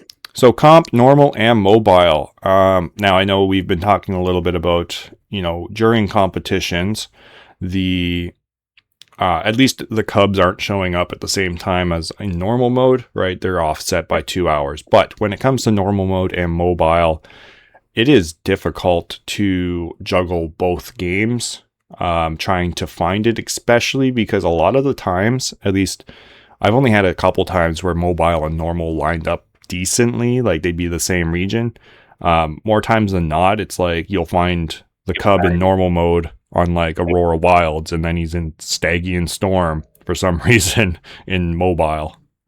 So the normal mode, they're definitely not synced. yeah, they're not synced properly. So I know a lot of people in the community have been screaming for them to change the time, like move it an hour, right? So that it doesn't line up with comp, it doesn't line up with the desktop normal mode. It's just sort of its own thing because it's already its own thing. But I mean, even to that point, it's like, are you playing mobile still? I was like pretty much daily up to the competition. Mhm. But that's because I only had normal mode and mobile. But then when competition starts, as usually I don't even play normal. But this time I didn't even play mobile. It's just the time is just too much time consuming. Yeah. You can only do so much in 1 hour, and you have to like choose. But yeah, definitely the Cubs. Going back to what you said about the Cubs, I usually choose. I'm either gonna collect desktop um, or do mobile because yeah, it's too much. It's too much trying to go through the different regions. So I totally agree. A different time would be better. Yeah, and they need to make it Um, more convenient. Like there needs to be swiping, right? Swipe back and forth to go through the lands because this little tiny button that's like 2 pixels is hard to click and get it to scroll through the lands. for real, especially um, when you hear that sound and you think it might just get away. You want to just really go through the lands. Yeah. But yeah, three games at once. It was just too much. Too much. How did you do? Yeah, I mean, I haven't really been playing normal too much, right? So I've been playing mobile. I mean, I'll check it every 4-6 hours, somewhere around there. I'll check it when the Cubs are honking. I'll go and, I mean, we just missed the other cycle. I didn't bother getting them on mobile, but, typically if I'm getting them on or in normal mode on desktop and I get it early enough, I'll then scroll through the lands on mobile to see if I can find it. But I mean, at this point, my only motivation to play mobile has been to set myself up with 10 lands in each region. So pretty much once I've maxed out the lands available in the primordials, then I'm probably not going to play anymore. And that's only because I'm setting it up just so that I have that for competition. Because I will play a competition. I want to try a competition in mobile just to be able to fully critique the game. You know what I mean? And give my feedback on it. But as of right now, I mean, the vouchers that you earn on mobile aren't going to be used outside of mobile. Like there's at least as of right now, there's no indication that they have the ability to withdraw them, convert them to any sort of currency that's usable outside of the game. So to me, there's not really any motivation to grind or play it significantly hard. So I just sort of log in every once in a while. I've got a decent little setup going and I just go through those, level it up, and maybe do a prestige a day, every other day, something like that, and just not taking it too seriously, but I'm still playing it. Yeah, I got back yesterday. Yeah, and yesterday that's when we finished on yesterday. Actually, yeah, it was kind of today. Yesterday I kind of did, but I lost my sequence of prestige, and so I lost my income working on a business that was already at the prestige I needed instead of bringing up the other ones to prestige. Ah, So I kind of got frustrated, and I was like, ah. But then I just went back and I just took my time, go through my businesses, go through the levels, see which was next, and just kind of move on. I think I'm at 14 or 15 prestige. So it's literally fun because literally you just play for fun. Like we literally, there's no value, there's no. It's just literally for fun. So when you're on the go, when I'm on the go and I kind of miss, I don't have my laptop, and I do. It is kind of fun to play. Just the game. It's kind of fun. yeah. Um, so I do. I am back and playing it, but I agree with you as far as the competitions. It would be it would be fun to play a competition on mobile, even if it's just for fun and to keep the asses. Hopefully, maybe later on there'll be a way to actually put into actual value. But I mean, people pay Candy Crush just to play Candy Crush. So I don't mind playing my main city just to play main city. Yeah, yeah, and that's purely what it is at this point. I know Heather Berry, she called it out to me. I didn't really notice it, but they had updated the competition button in. I guess it now, before it didn't function. I never even bothered to click on it for some reason, but now I guess it does bring up the competitions coming soon. So to me, that indicates hopefully we're going to be seeing a competition relatively soon on mobile, at least just to test it out. But that being said, I mean, I don't really want to see a competition until we have the link between crypto.com NFT and the game, right? Because a lot of people are at a disadvantage with, not being able to access any of their NFTs or having to transfer them to DeFi. So, I think if they're going to run a competition and, be handicapping us like that, I don't know how many people are going to really want to play. But I guess it gives newer players and people that aren't really familiar with Main City more of an opportunity because they don't own NFTs, and the big dogs that do own all the NFTs on crypto.com don't have access to them at the moment. So could make it for an interesting competition. Yeah, definitely. An unintended handicap for the big dogs. Yeah, exactly. That's right. So Yeah, yeah, definitely it'll be fun to have one. yeah, And I but hadn't noticed the update either. yeah, I didn't until she called it out in the Legion Discord, and I was like, oh, go and check it out. And yeah, lo and behold, that was the little update, I guess, that they did. I don't know if there was anything else within that update. That was done, like second last day of the competition or something. But Yeah. yeah. But yeah, I mean, other than that, I mean, we're still waiting on expeditions to come to mobile as well, if that ever does come. But I mean, realistically, I have the same sentiment that many people do have within the community, and that is that the game is a little underwhelming. And I mean, realistically, it is just a redo and just another version of the desktop version. I mean, there's slight UI changes, but it's essentially the same thing. And to that point, if I were to introduce people to Main City, they're signing in with an email regardless. I would just say go, at least if you're on an Android, play on a mobile browser. Just set it to desktop mode, sign in, and just play the desktop version. Like, there's zero reason to play mobile unless you really just want an app that you click on. But to me, I would just have it bookmarked, Main City. You can log in right on your phone using email by switching your mobile browser to desktop mode. And yeah, you're good to go. So if you sign in with if people usually sign in with MetaMask, we're not able to do that, right? But people that signed in with email, they are able to just switch to browser. Yes, yeah. So the unfortunate state of the game is that if you are signing in with a DeFi wallet, you are not able to sign in on the browser explorer or whatever from the wallet explorer, right? So if you are on MetaMask or if you're on-chain, they have a little browser, but it does not work to link to Main City and sign in with your DeFi wallet. But if you do play and are using only an email, and you are on Android, I don't know about iOS because I don't have an iPhone, but my Android phone, you are able to go and log into any version that is signed in through email just by switching your mobile browser over to desktop mode, and then you have access to the entirety of the game, which to me is the better route to go if you're going to play on mobile. Yeah, definitely. If you're able to do that, that's a great suggestion, a great tip. Because whatever you grind and desktop version, it'll actually move into like a lot of the bonuses actually goes into the competition. So yeah, if you guys are able to sign in with an email, that's how you sign in with the app at the moment, right? It's only through email.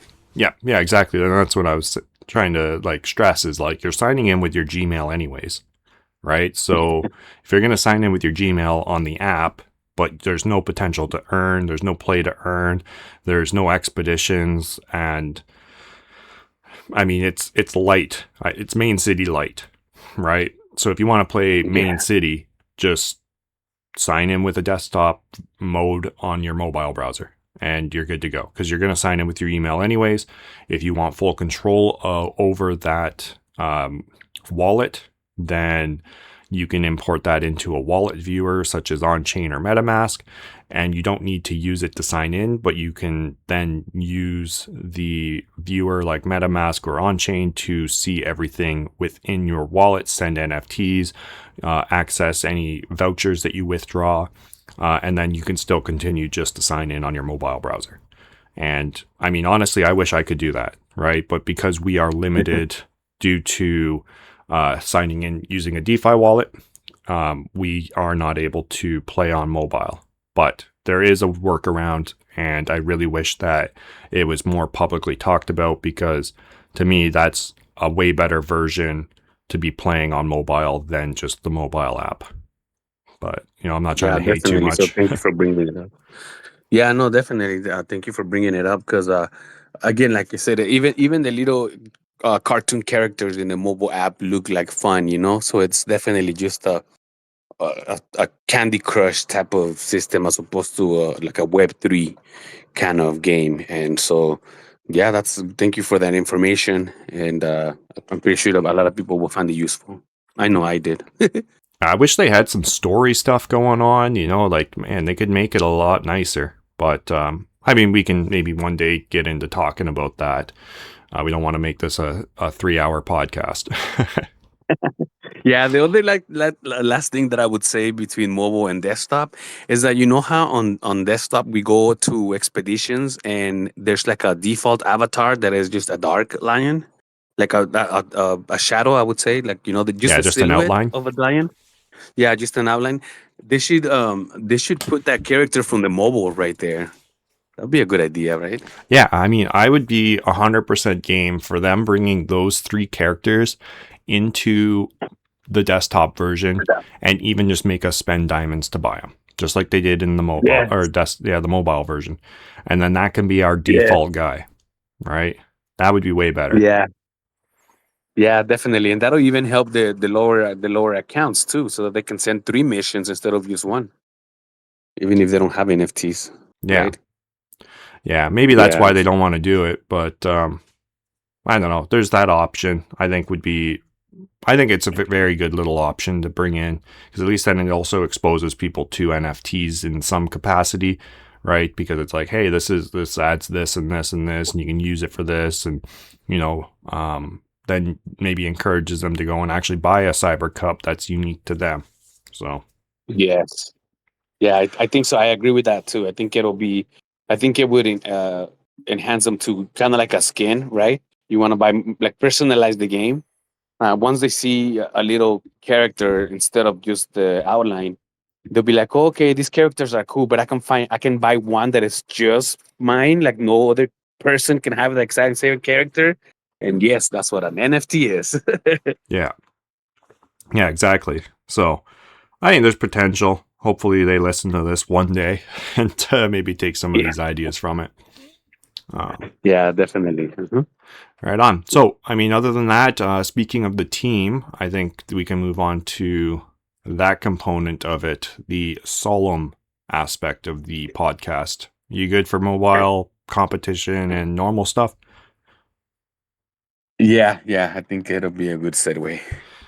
So, just like we were saying, the team, I mean, they say they listen to our feedback. I mean, some things have been implemented that the community has said. But as of recently, and it was very apparent during this Vanguard Blitz, which is why I think the community is sort of getting a little bit more up in arms at the moment. There is a very distinct lack of communication from the developer, or I guess the main city Loaded Lions team that communicates with the developers. It just is a lack of communication between them and the community, a lack of, just a lack of information. Like even the community managers of the Discord get knowledge of what's going on 2 minutes before they post it, and we get knowledge of it. Heck, sometimes we even see it posted on X before they even get the notification, right? So, there's that keeping them in the dark. They keep us in the dark. And then with this past competition, it really highlighted the lack of communication. Speaking from my experience with it, there was zero, and I mean zero, tweets on X. Like, I don't think I saw a single one from the Loaded Lions, and there was absolutely none from the X account that's associated with the game, right? And, I had even tagged them in a few things. We were doing giveaways, open giveaways. We had a jack to give away that any any main city player could join, right? So, and tag them in it, hoping that they would at least repost it or like it or anything. Nothing. Not even an acknowledgement. And I mean, that's almost status quo, it seems, right? The odd time you'll get them to interact with anything you post, right? I've had them retweet a few things that I've posted and stuff like that. But overall, it just seems like there's a lack of communication, maybe a lack of respect for the community here. But I don't know. What do you think before we really get into the meat and potatoes of what is going on? Yeah, I totally agree with you that retweeting and like the interacting with the post from the community definitely shows not only involvement but appreciation. And it's not only just appreciation, it's literally free advertising, it's free marketing for them. Like we're taking our time to pour our hearts out about these things and be creative. And Papa makes his videos, and Mr. Loco and the spaces, and we have all these like really community that is very active. Yeah, and Flip And making the songs that he was, right? Yeah.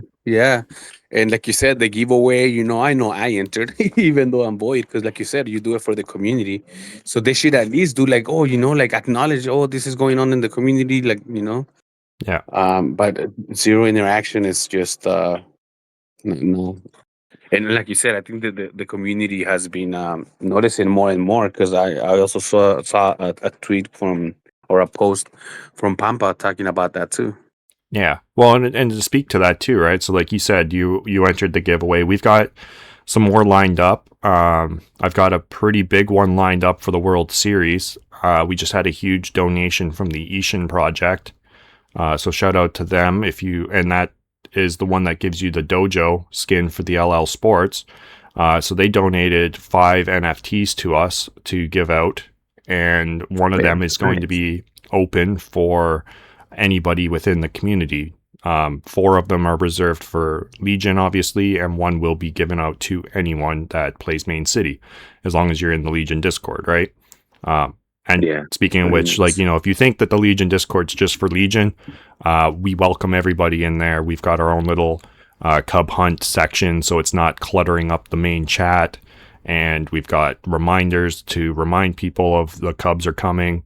We've got our giveaway section. There's lots of stuff going on in the Legion Discord, right? That isn't just exclusive to Legion. And then we have our exclusive chat for the Legion, obviously. So, and I told him, like, hey, I'm going to shout you guys out.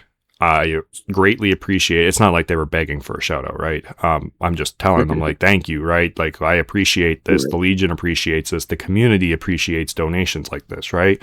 And I straight up told them, until I see activity from the Loaded Lions and the main city X accounts, I'm not going to make this post because it's just going to fall on deaf ears again. Right. So I'm going to hold off until I see it so that at least they'll interact with it and you guys can get a little bit of maybe traction for your project too. Right. Like, it's a give and take. I'm here to help out your project. You're giving us free NFTs to, help out the community, bring in more people into main city, or bring in people using your NFTs into main city, things like that. Right. So, but when you have the two main accounts for the project basically radio silent the entirety of a major competition. I mean, it's not the big competition, but it's still a competition, right? It doesn't bode well for me. And to that, as well as, you've seen Pampa, and I mean, Papa Bigfoot was going off in the Discord a bit. I know I've talked to the project lead a bit as well. There was, what was it, in March, they did a first round of layoffs. That's where we saw a lot of the NFT platform get disbanded.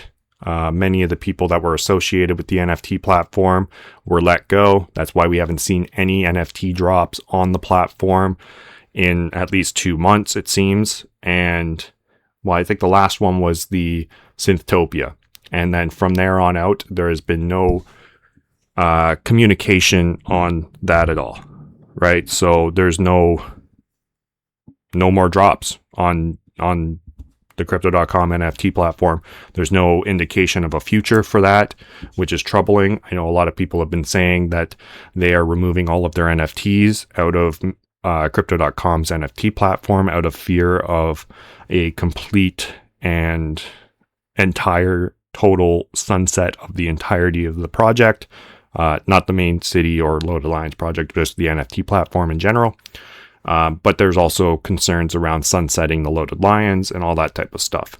So recently, within the last couple weeks, definitely during the Blitz, it became apparent that some of the people have also been let go that are associated with the Loaded Lions team and the main city team. So that is why both of those accounts have sort of fallen silent. And yeah, it's troubling because we're not even really told that, right?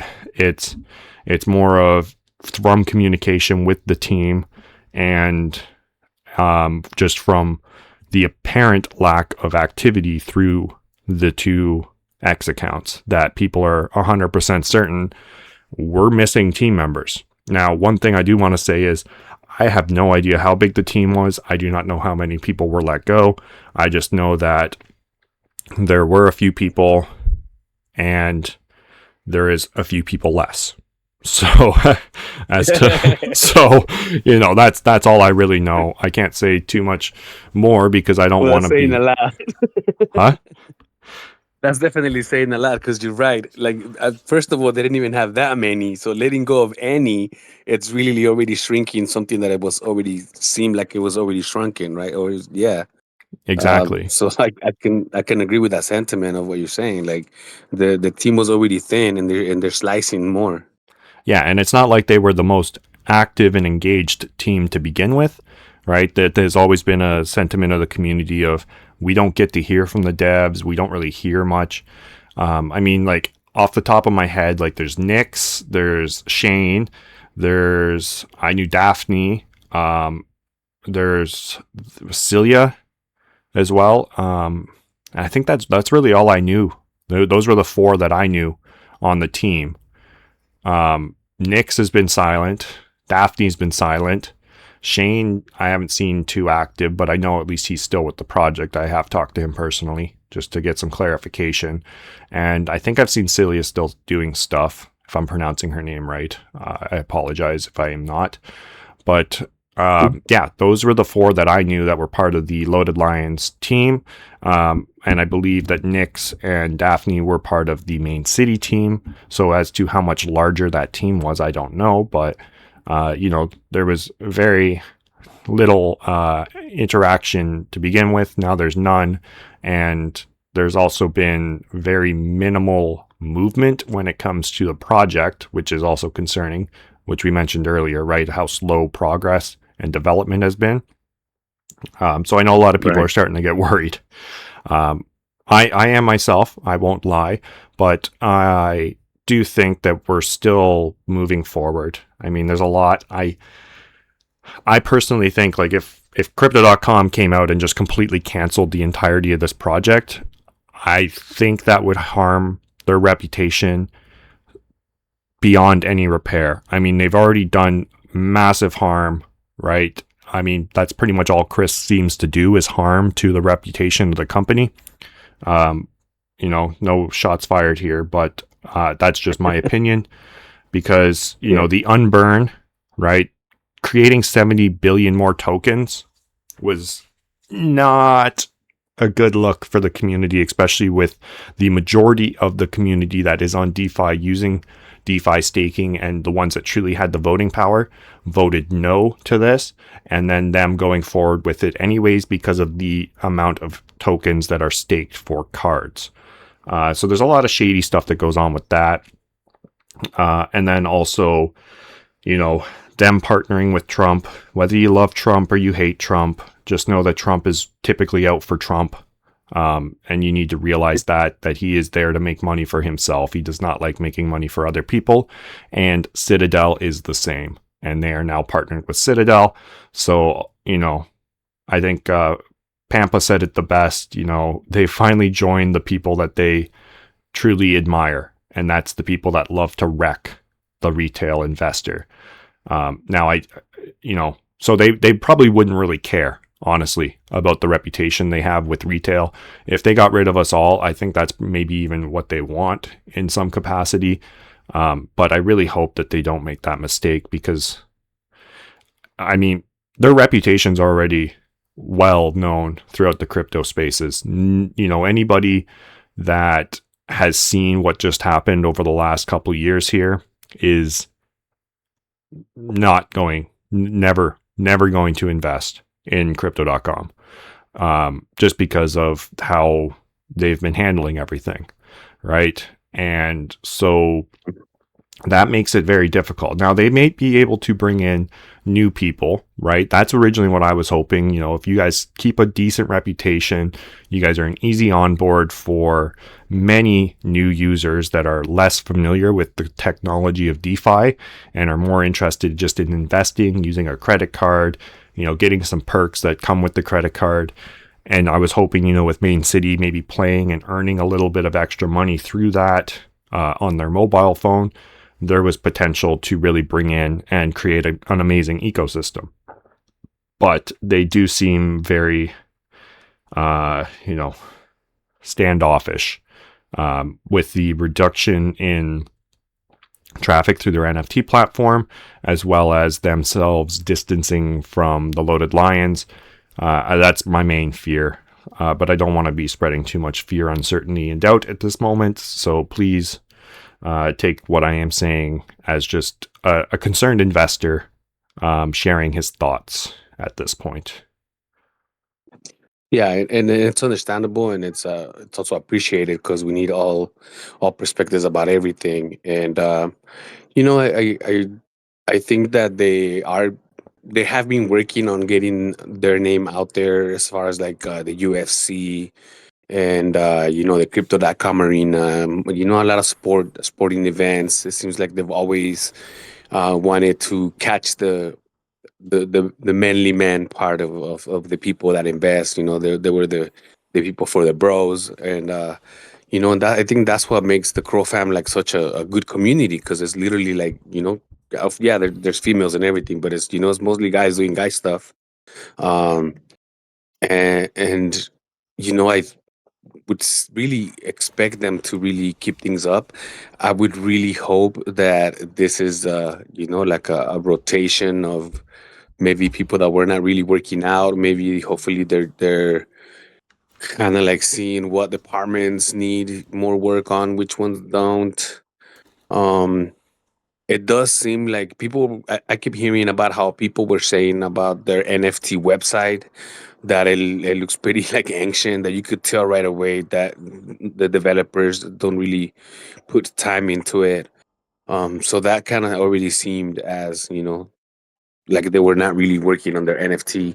But as far as like the Loaded Lions, they were still pretty like active and trying to keep the Loaded Lion community up there and saying like this is something kind of like unique in the crypto world. The Loaded Lion community, it's something that is very exclusive, and I really hope that they maintain that. I really hope that they make sure that that's their brand, that the community is their brand, because they've even said it like one of their leverage is crowfam. They literally I've seen it in documents where they say some of the things that we leverage is a crowfam, meaning that we have these many people behind us that, I mean, kind of like GameStop, right? The game or the XRP army, or Yeah. like it's their own communities and stuff, and that's what the crowfam is. So I really hope that they don't lose the community. I really hope that, and then again, if you guys are listening to this podcast, like this is the community speaking from the community and what we hear from the community. We just happen to have the platform, Yeah. um, but it's definitely a sentiment that has been going around. So I really hope that they realize how important their crowfam is, because they even say that it's leverage that they have, so they know what kind of an asset it is. So I really hope they maintain it, that they don't just put it up on a shelf and kind of like go to it when we need it. I really hope they maintain the exclusivity. I mean, even the card it's a card of metal, right? So I always thought that this, even the main city, I always expected it to be, even if the NFTs are kind of pricey, it'll be maybe like an exclusive, like not everybody, we're not able to work out of the Equinox. I think that's the name of a gym that is really expensive. I think it's called Equinox in New York or something. It's probably here in LA too. And not to say that we don't want, like, people without money in the game, of course. But just to just have a little bit of exclusivity, a little bit of, and I just always saw crypto.com with that brand, and I hope they kind of like maintain it, and I hope that this is just gonna be something that those things where you shake things up and then the best that comes out of it. Yeah.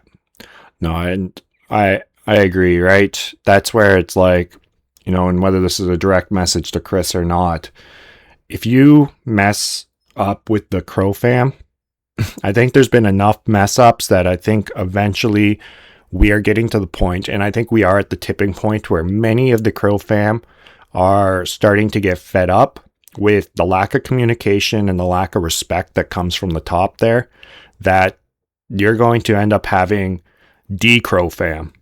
There will be people out there that make it their life's mission to ensure that everyone that even thinks about joining crypto.com is aware of everything bad that you have done in the past, and basically makes it their life's mission to ensure people are aware of the scammy and scummy activities that have been going on recently, and ensure that it is blasted out there every single day. You know what I mean? Because like they will get frustrated.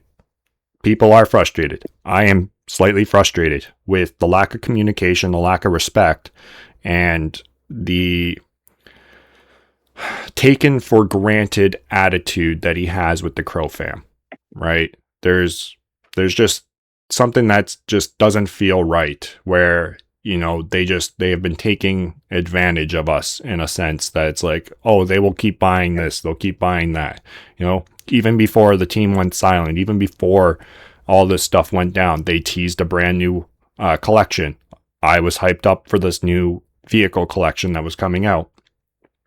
Now, I am very hesitant to invest in it.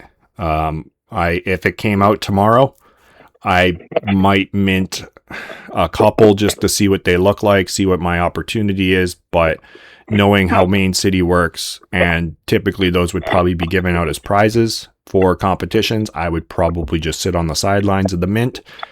It's very similar to what I did with the tactical gear. I did not mint any. I specifically either purchased what I wanted, or I took basically the prizes that I won from competition. So I think that's one of the things they need to take into consideration, right? Is if you really disrespect the rest of the Crow fam, I think you're going to make more enemies than you're going to make with fans of people that are coming in because, they're invested with Citadel and Trump's invested with them. I think there's enough people out there that just, they see the writing on the wall when it comes to, I see it all over Reddit. Why are you investing in a company that's invested or in bed with a pedo, right? Whether you believe Trump's a pedophile or not, it doesn't really matter. But, I know a lot of people hate him. A lot of people love him. It's just like Citadel. A lot of people love Citadel, but I think more people hate them after what they did with the GameStop fiasco and all that type of stuff. So there's a lot of getting into bed with some evil people that is concerning, and I hope that that's not an indication of the route that Chris is taking the company, because I think really his strength was retail. People loved the cards. People loved Loaded Lions. People love, the competitions and playing Main City. And as things have been getting slower and slower, a lot of people have been distancing themselves from that type of activities, right? We've seen the decline across the competitions, right? Every competition has less and less players. So, yeah. Well, that's my 2 cents. Get their stuff together. Hopefully they'll listen to this. And I mean, people are already posting on X, so hopefully they'll take into consideration and really, really like open their eyes, and that's what we're hoping for, that they really don't take us for granted. And like you said, I think that's the sentiment more than anything, that we're being taken for granted. And like you said, that whatever they throw at us, we'll just be like, okay, yeah, because we're Crow fam and we respect Crypto.com, or we like Crypto.com. But we're at a point that we need to feel like that we're respected too. Just as much as we love them, we need to feel the love too. Yeah, exactly. And, I'll share the sentiment that you had earlier, right? I'm really hoping that these layoffs are strictly cutting fat. You know what I mean? Or maybe trimming ineffective employees through layoffs rather than firing, right? And maybe they just need to have a wait period before they could start rehiring for those positions, or they restructure it in a manner that still permits them to find somebody to take over those existing responsibilities, but in a different manner. There's things that need to be done, and I'm hopeful that, they are restructuring rather than just disbanding, right?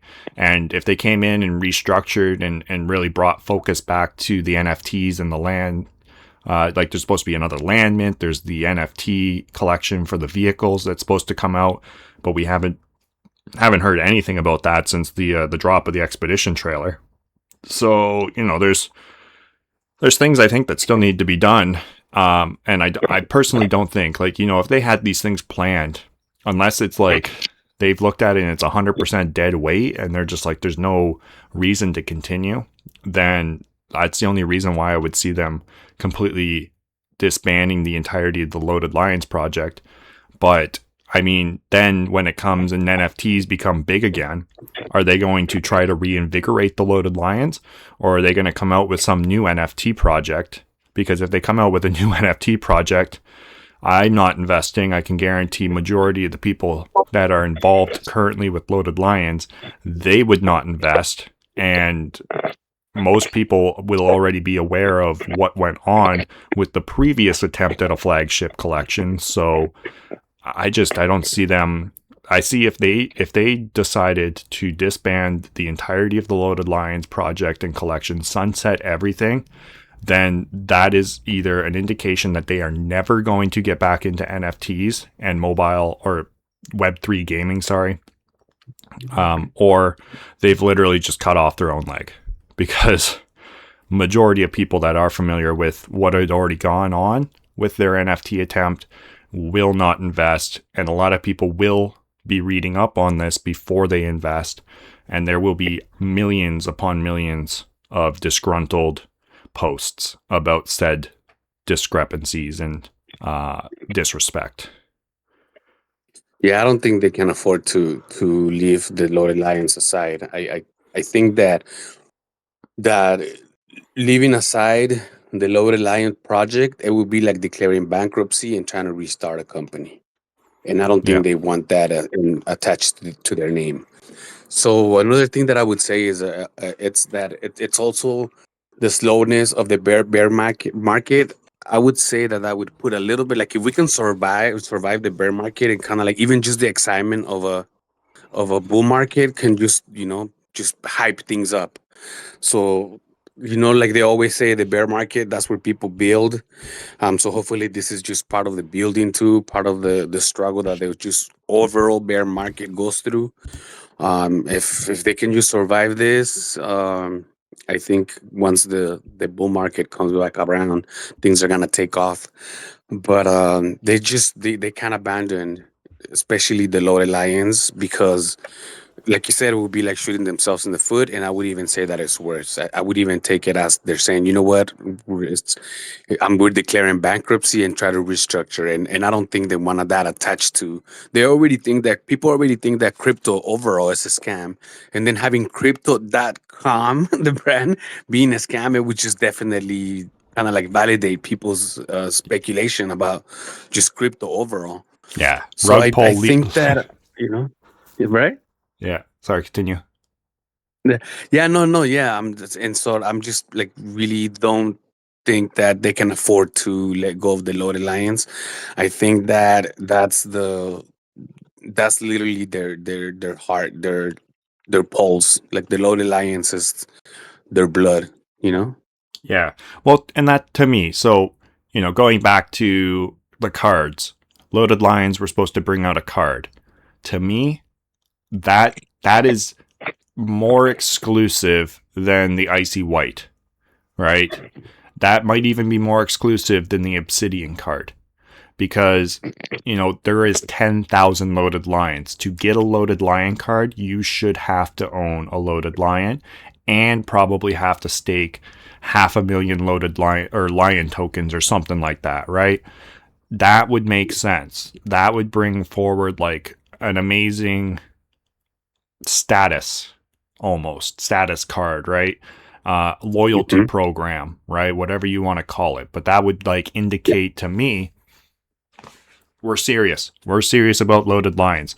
Loaded Lions is a core background of the Crow fam, right? And these are things I think they need to do moving forward. It's on the roadmap. They've talked about bringing out a Loaded Lion card. They've talked about NFT boosting staking, right? Like if I'm staking Crow on the app and I have a Loaded Lion in my NFT wallet, that should give me an extra percent at least, right? So if I'm staking my Crow for 5%, I should be getting 6% with the Loaded Lion. And if I'm staking for 20% for a year on a Lion token stake, then boost it up to 25 because I have a Loaded Lion. Like those are the perks that the community expects. The community, we want. That's stuff that we want. We deserve this stuff, right? And I don't want to say, okay, deserves not the right word, right? That sounds like now I'm just a little beggar, but it's just the respect, right? We've been here, we're helping out the project, we throw out ideas, everybody in Crow fam. I don't think there's a person out there that doesn't give some sort of constructive criticism. I mean, there's maybe some people that just purely give criticism, but even within those criticisms, there's stuff that can be taken away. We're a passionate community. Yeah. I know, that's why I said this there, because I got carried away with your speech. I was like, yes, you tell him, Marwink. Yes. But hey, we're getting passionate. I know we're getting a little heated here. Yeah, but we don't want to sound like brats. We're just regular people like you, everybody that's listening. If you're listening to this, you're most likely Crow fan, and like you were saying, we're just very passionate. We're very passionate people, and It's just that's what makes the Crow fam such a great community, because we really care for each other with passion, because we are literally friends in spaces and competitions and even on Discord text messages, you know. Yeah, exactly. And, that's why we are Crow fam. We are the Kronos family. That is it. And aside from Yuga Labs, like, I'm not the most exposed to all of the communities that are out there, but, the other side, Yuga Labs, the Bored Ape Yacht Club, that's a massive community on Ape Chain, right?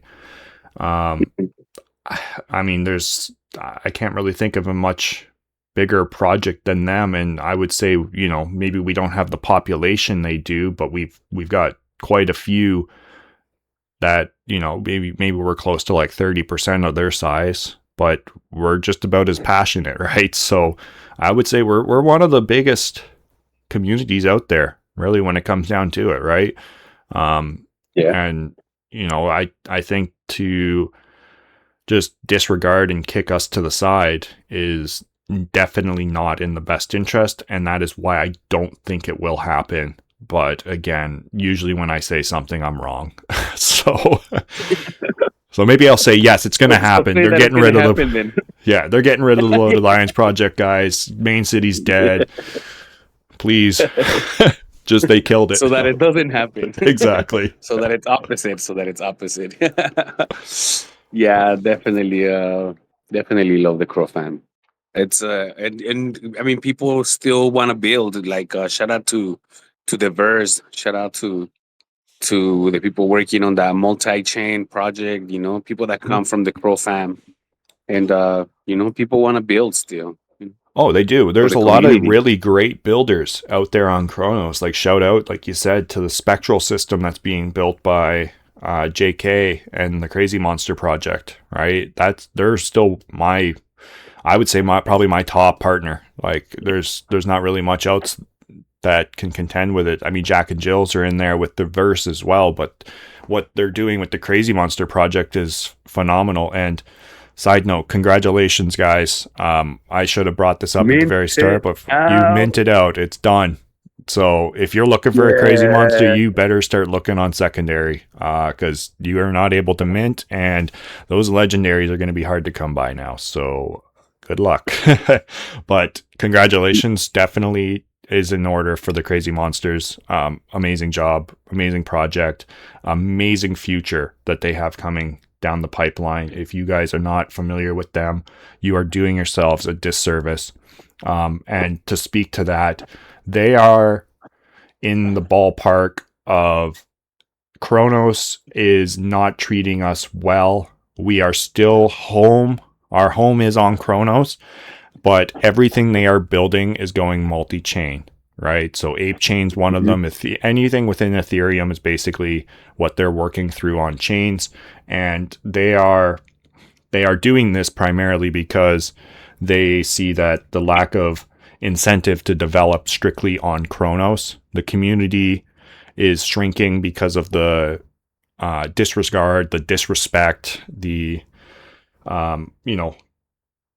complacency that Crypto.com has had with their Kronos chain, and basically using it as a piggy bank rather than as an actual development tool. So they see this and they realize, if we are going to survive as a crypto project, we need to diversify and bring ourselves to a multi-chain status. And so that's what they're doing. They're working on bridging. They're working on doing a ton of stuff. You'll be amazed, socks blown right off by the Spectral project once that comes out. So definitely some amazing builders out there. They've got the Verse coming out as well, which, I'm a main city channel, but I'm definitely going to be doing stuff. Side note, I did get to test out the Prelude. My computer is a piece of shit, to put it simply, and does not have a dedicated graphics card. So it was not running the most optimum, but I was able to play through it a little bit. I'm going to probably try to play a little bit more today after we're done this podcast, and it's pretty cool. So that's sort of. So you mean you survived some of the meteorites that keep falling? Because again, this is the same thing for me. I said I put played it it. on, but my laptop, yeah, my laptop didn't like handle it well. I was gonna put it on my PC. I want to put it on, play it on my PC, see if that graphics is a little better. But yeah, I was trying to move around, and I just kept getting shot by those meteorites that were falling. Yeah, no, And then I'm yeah, gonna get yeah, this cooling pad back frozen again. Once it's frozen, I'm gonna see if that will allow me to complete the whole thing. That's my goal, is to at least just complete it. I'm not looking for a leaderboard rank. I'm just looking to get her finished. yeah, that's again. This is a main city podcast, and we diverted because of the monsters. The monsters are in main city, and from the monsters is the project with JK, and it's just family. It's a beautiful thing being part of the Crow fam. The Spectro, like you said, it's gonna be a great project. We're not trying to leak too much information about the game, but the game is going the verse. So yeah, there's and again, and this goes exactly to what we're saying. Like people are gonna keep building, and crypto.com don't want to end up with a bad reputation. Like crypto.com doesn't want, they don't want to be left behind. They're just maybe even some of it is like you said, they're really maybe hanging around the bad people, and that's rubbing off with them. And hopefully that person that is being the bad influence, maybe they'll get impeached, or he'll get taken out of the office somehow, because yeah, like Yeah. you said, Trump only cares about Trump, and if people usually associate with people, it kind of rubs off. So Same hopefully way with Ken Griffin. crypto.com doesn't, right? Yeah. So hopefully they'll this is it like hopefully they'll take advantage of the fact that he's in the office, so that they can pass laws and use their leverage to make a difference in the country overall and just the crypto world. And hopefully they don't take the side of I'm gonna squeeze as much out of the lemon as I can. Yeah, exactly. So there's a lot of potential. Hopefully they go the right way. Hopefully they take the right path. And who knows, right? Maybe some of the stuff that's going on right now is in compliance with what they need to do to meet regulations to become a licensed bank and whatever else they have on their roadmap for crypto.com, not the loaded lines. So I know there's, Yeah, and that's why they try to keep them two separate, even though they are part of the same founding company, really. company. Yeah. Because the only other company that I kind of see like really making moves with the government is Coinbase. And I know Coinbase, they don't really have their own like, like a project like the Load Alliance. Um, but what I'm saying is like the bigness of the company, like how, and the influence and all of that. So I really think that's another reason of why crypto.com should really, really appreciate and put emphasis and investment, whether it's time and even with developers, all that is investing in the family and the Lord Line community. So hopefully it'll just be like we were saying, like maybe trimming some unnecessary uh fattings right there and restructure and come back even better. Yeah, build back better. Hopefully that's what they're looking to Build do. back. Yeah, yes. Yeah. So we'll see what the future brings. I'm still optimistic. I mean, they got the name. They've got AI.com. They've got a lot of stuff. They've got the AI agents that are coming out. Like, and speaking to that, right? Like, to get rid of the loaded lions, I think is, stupid, because they are something you can turn into these AI agents and make something amazing out of that. Make these NFTs into NPCs within games based on AIs. Get us to train the AIs. I'd sit there and talk with my lion all the time if I could do it through main city, right? Get it trained to be, our Wink being able to help people, and they can come and talk to my lion and it would give them information on how to play the game better and stuff like that. You know what I mean? Like there's so many things they could do. And I know Papa put it in there and he's like, I would help out the project for free. I do not need to be paid. And I have offered to help out with things free of charge, just to see this to fruition, right? And bring in ideas and bring in fresh perspectives. And so maybe that's what's going on with these layoffs, right? Maybe they're getting rid of people that just weren't working out in the creative sense that they had envisioned. And maybe in the next couple months they'll be replacing them with one or two people You know, if they got rid of 4, maybe it's going down to 2. If they got rid of 2, maybe they're trying to find one person to replace them. But who knows? We'll have to wait and see what really goes on. I mean, that's all we can do at this point, other than cause a storm, cause a little bit of a riot on X. You know, get out there and show your passion, right? Make sure you're voicing your concerns, you know, tagging Chris in these posts, tagging crypto.com, tag crypto.com NFT, you know, all that type of stuff. Get their attention. That's what we need to do, is get their attention and demand answers. And yes, demand, because, you know, we are investors in this, right? That's the way most of us were looking at it. It's an investment in a future project that we can see being something worldwide and an amazing feature that, you know, could be tied to crypto.com. And, you know, with them, maybe they just look at it as, oh, you were just buying an expensive component to a game, you know, just like Destiny 2, right? They sunset Destiny 2. PlayStation did that. The game is basically done now, right? The server's got its last update, and the game is basically just going to stay in that state forever until they shut the server down. So maybe that's their mentality around Main City and the Loaded Lions. Oh, you guys bought into a video game. That's all it has ever been, right? And that was an expensive piece of DLC, and now the game's done. We're done making the game. You guys can play it as it is for the rest of the time until we shut the server off. And that's where we need to push back and go, it's been 3 years. 3 years is not, you know, a lifetime for a game. Destiny was around for 12 years, and you guys cannot be shutting this off. So, you know, just make sure you guys get out there, get your voices heard, is basically what I'm trying to ramble on about. Yeah, definitely. And again, these are passionate. You guys already know us. We already have passionate conversations as it is. So none of this should surprise nobody, you know?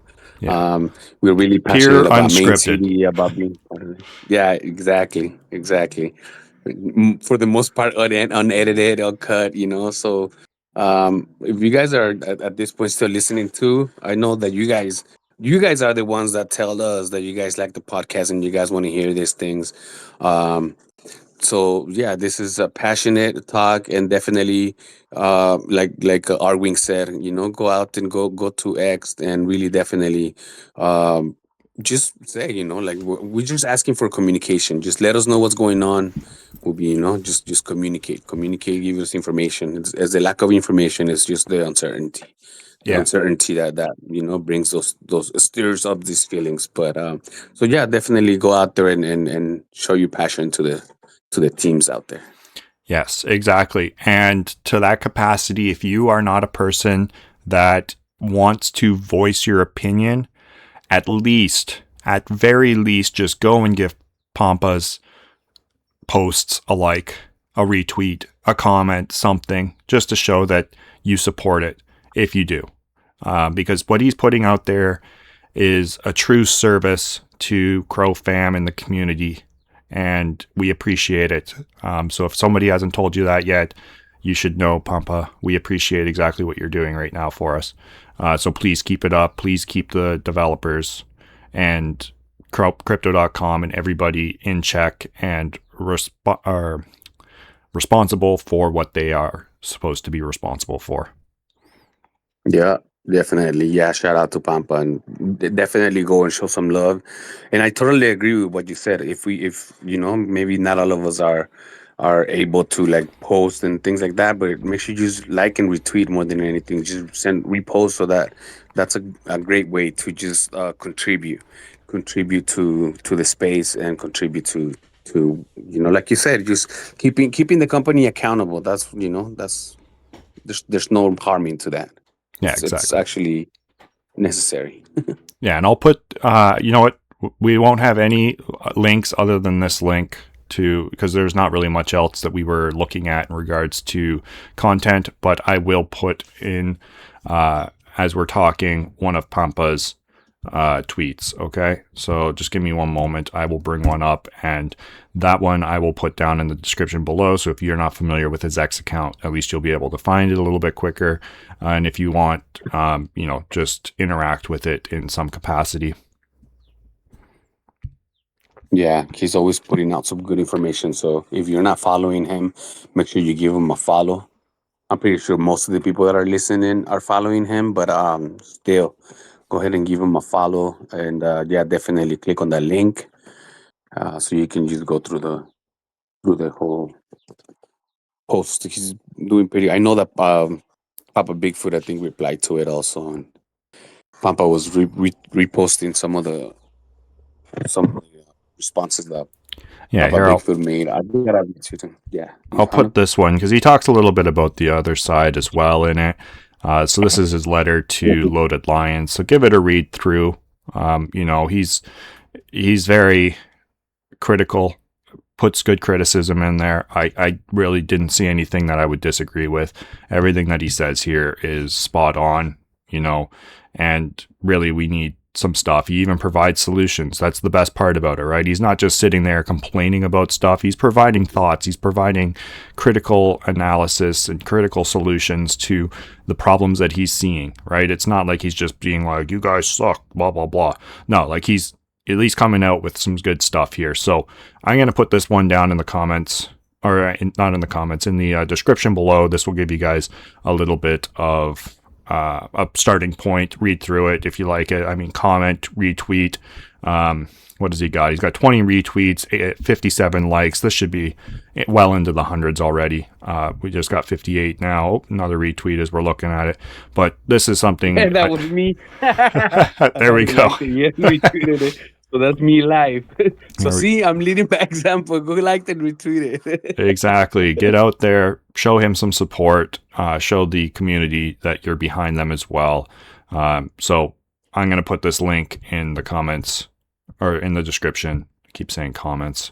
But yeah, please get out there and comment on it, right? He talks a bit about the main city mobile, the desktop version, solutions that need to happen, calling out, Chris and Eric, both two big, Chris being the co-founder and CEO. Eric, I believe, is the new guy that's working on, he's chief operating officer at crypto.com. So there's two big guys tagged in there. The more we retweet it, the more we show support behind this, the more likely we're going to get answers to what's going on. So definitely get out there. Even post your lions. If you don't want to do anything else, just post your lion saying, I support it, right?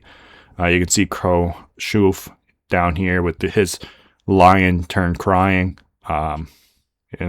People putting comments in. I'm pretty sure I commented. I just don't know where it is at the moment. But, or maybe I think I quoted it. I think I quoted this instead, which is even better if you want to go out and quote it, right? Quote it and make it so that it's reposted with your comments right at the top. But definitely get out there, show the community the support that it needs. Show them that we're not going to sit by and just watch this project die. We demand answers if something's going on. Yeah, definitely, especially because they're already tagged on there. So, like you said, this post should definitely have more interactions, and I'm gonna go ahead and make another quote too and comment and interact with it. So yeah, I actually just saw it right before we started recording. As I was getting ready for the podcast, that's when I saw it. So I'm glad I saw it too because it was very important. And yeah, another shout out to Pampa for everything that he's doing. Exactly. So I mean, other than that, like let's maybe just end her on a little bit of a positive note. We still do have 2 more competitions coming up, so there's still a lot of more fun to be had. Hopefully we're able to see them within the next couple weeks. At least some details on it. Hopefully the X accounts get a little bit more active coming up soon. And, we're able to get hyped up. I mean, they really should be hyping us up for the World Series. We should be getting a date soon. There's things like that are supposed to be coming down the pipeline. So hopefully, let's not hold our breath, but let's at least be optimistic, maybe huff some hopium, and keep the hype train going. We could be critical. We can be analytical. We can try to get the company, Crypto.com and the Project Loaded Lions to be held accountable for things they are responsible for. But again, please don't go out there and just hate.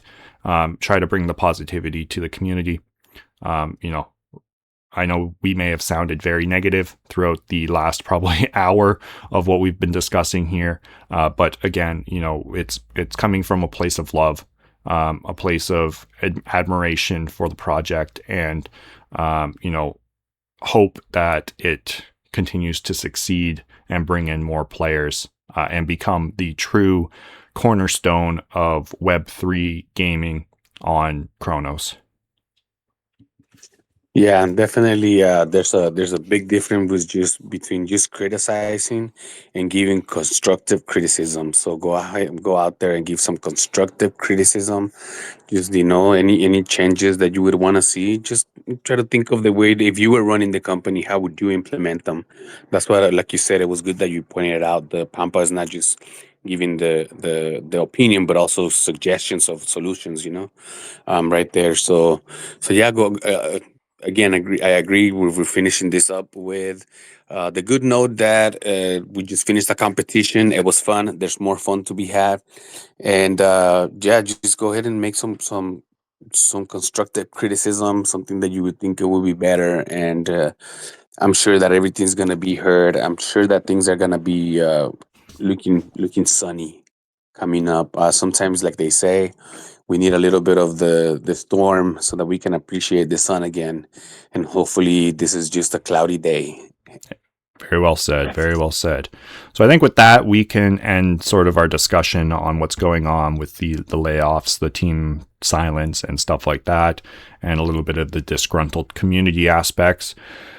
And so, I mean, just to do the little outro and wrap up, make sure you guys are logging in daily, right? Final reminder. You got that daily reward calendar, and you do not want to miss out on that skin, and you do not want to have to pay $40K per day that you miss. So, we've got 28 days we need to sign in, and there's 31 days in August, so you can miss a couple days if need be. But if you at least make it to the end of the calendar, you get, I think it's 2 lightning boosts. Sometimes it's 3 lightning boosts per day as a bonus. So nice little benefit if you do get the calendar completed early, on top of also having a interesting looking skin for your Lion's Den resort. So something to look forward to there, and hopefully we get a little bit more action from the community as the month here progresses. We are still looking forward to the final blitz. So we'll see when that ends up getting scheduled, probably later this month or start of September, I would guess. And then we would be maybe looking at the competition World Series 3, probably sometime in October, is what my guess would be. And I'm really kind of hoping it's just a 2-weeker. I don't want a month-long one, but chances are it'll probably be a month. Yeah, they'll probably keep it in the same format, but yeah, 4 weeks. Well, it depends on how hard people push, but we'll see. We'll see how things are. These competitions are always fun, and just starting from scratch, it's always lovely. It's always lovely to see what the blueprints bring. Yes, very true. And I mean, to see how far we could push it. Last World Series, just for a little piece of history for you guys, Crypto Diamond was the highest prestiger. He did not win the competition. He was below Crypto Ocean, but he does a typical sort of buy-in and then just power prestiges his way up to the top there. And I forget the exact number, but I think he was in the 220s. I know he was north of Prestige 200. It was crazy, man. He almost hit Division 1 in a competition. It was wild, dude. Wow, that's a lot of clicks. That's a lot of furniture. That's a lot of grind. Oh yeah, but that's his fun, right? He's just like, I want to see how far I could push the game. Spends money on it, buys the businesses, buys diamonds, just sits there and just like, well, lightning boosts his cool cats. Yeah. So It does sound like fun. yeah. Hey, I mean, I think his time's sort of limited, so we'll see if he makes a return. He hasn't been playing any of the competitions lately, so we'll probably see him for the World Series 3 though. So that is something to look forward to as well. Definitely something that's still scheduled, and I mean, other than that, I guess we'll wait and see. Hopefully, we hear from the NFT platform as to when the next mint for the vehicles is coming out. So there's a few soft things there as well. But there's still lots to be optimistic about, lots to look forward to within the project. So let's just keep some hype going, bring some love out there to the community, show Chris and Eric that there is still lots of people clamoring and admiring the Loaded Lions project. Yes, definitely. And as always, we always appreciate you guys' time. We always try to bring the best topics and, just make the best commentaries that we can. And again, like I said, we always get some good feedback. So I do really appreciate every single comment that we get about this podcast. And yeah, it's been another great one. Thank you for hosting our week. It's been fun. Yeah, thank you for joining, and thank you for helping engage in this passionate conversation. Hopefully everybody enjoys it. Drop down in the comments below any of your stuff that you maybe are concerned about or you're looking forward to. Personally, I would love to see some things you guys are looking forward to within the project. So show some love for the Loaded Lions and Main City in general. But yeah, again, DJ Orakle, thank you for joining me as always. Hopefully next time we'll have a special standalone little podcast with Gary if we can get that scheduled. And I know we've been in discussion, or at least had mentioned it with Meta. So we might get him on here as well for a discussion separately from Gary. But we are still in the works of trying to get those things set up. Kind of difficult across the amount of time zones that we are engaging in, so it's a little bit of a scheduling nightmare, but we'll get something going hopefully. But yeah, other than that, guys, thanks for listening. If you've made it to this has, I think, been the longest podcast we've ever put out, so if you like it, let us know. Maybe we could try to do some more close to 2 hours.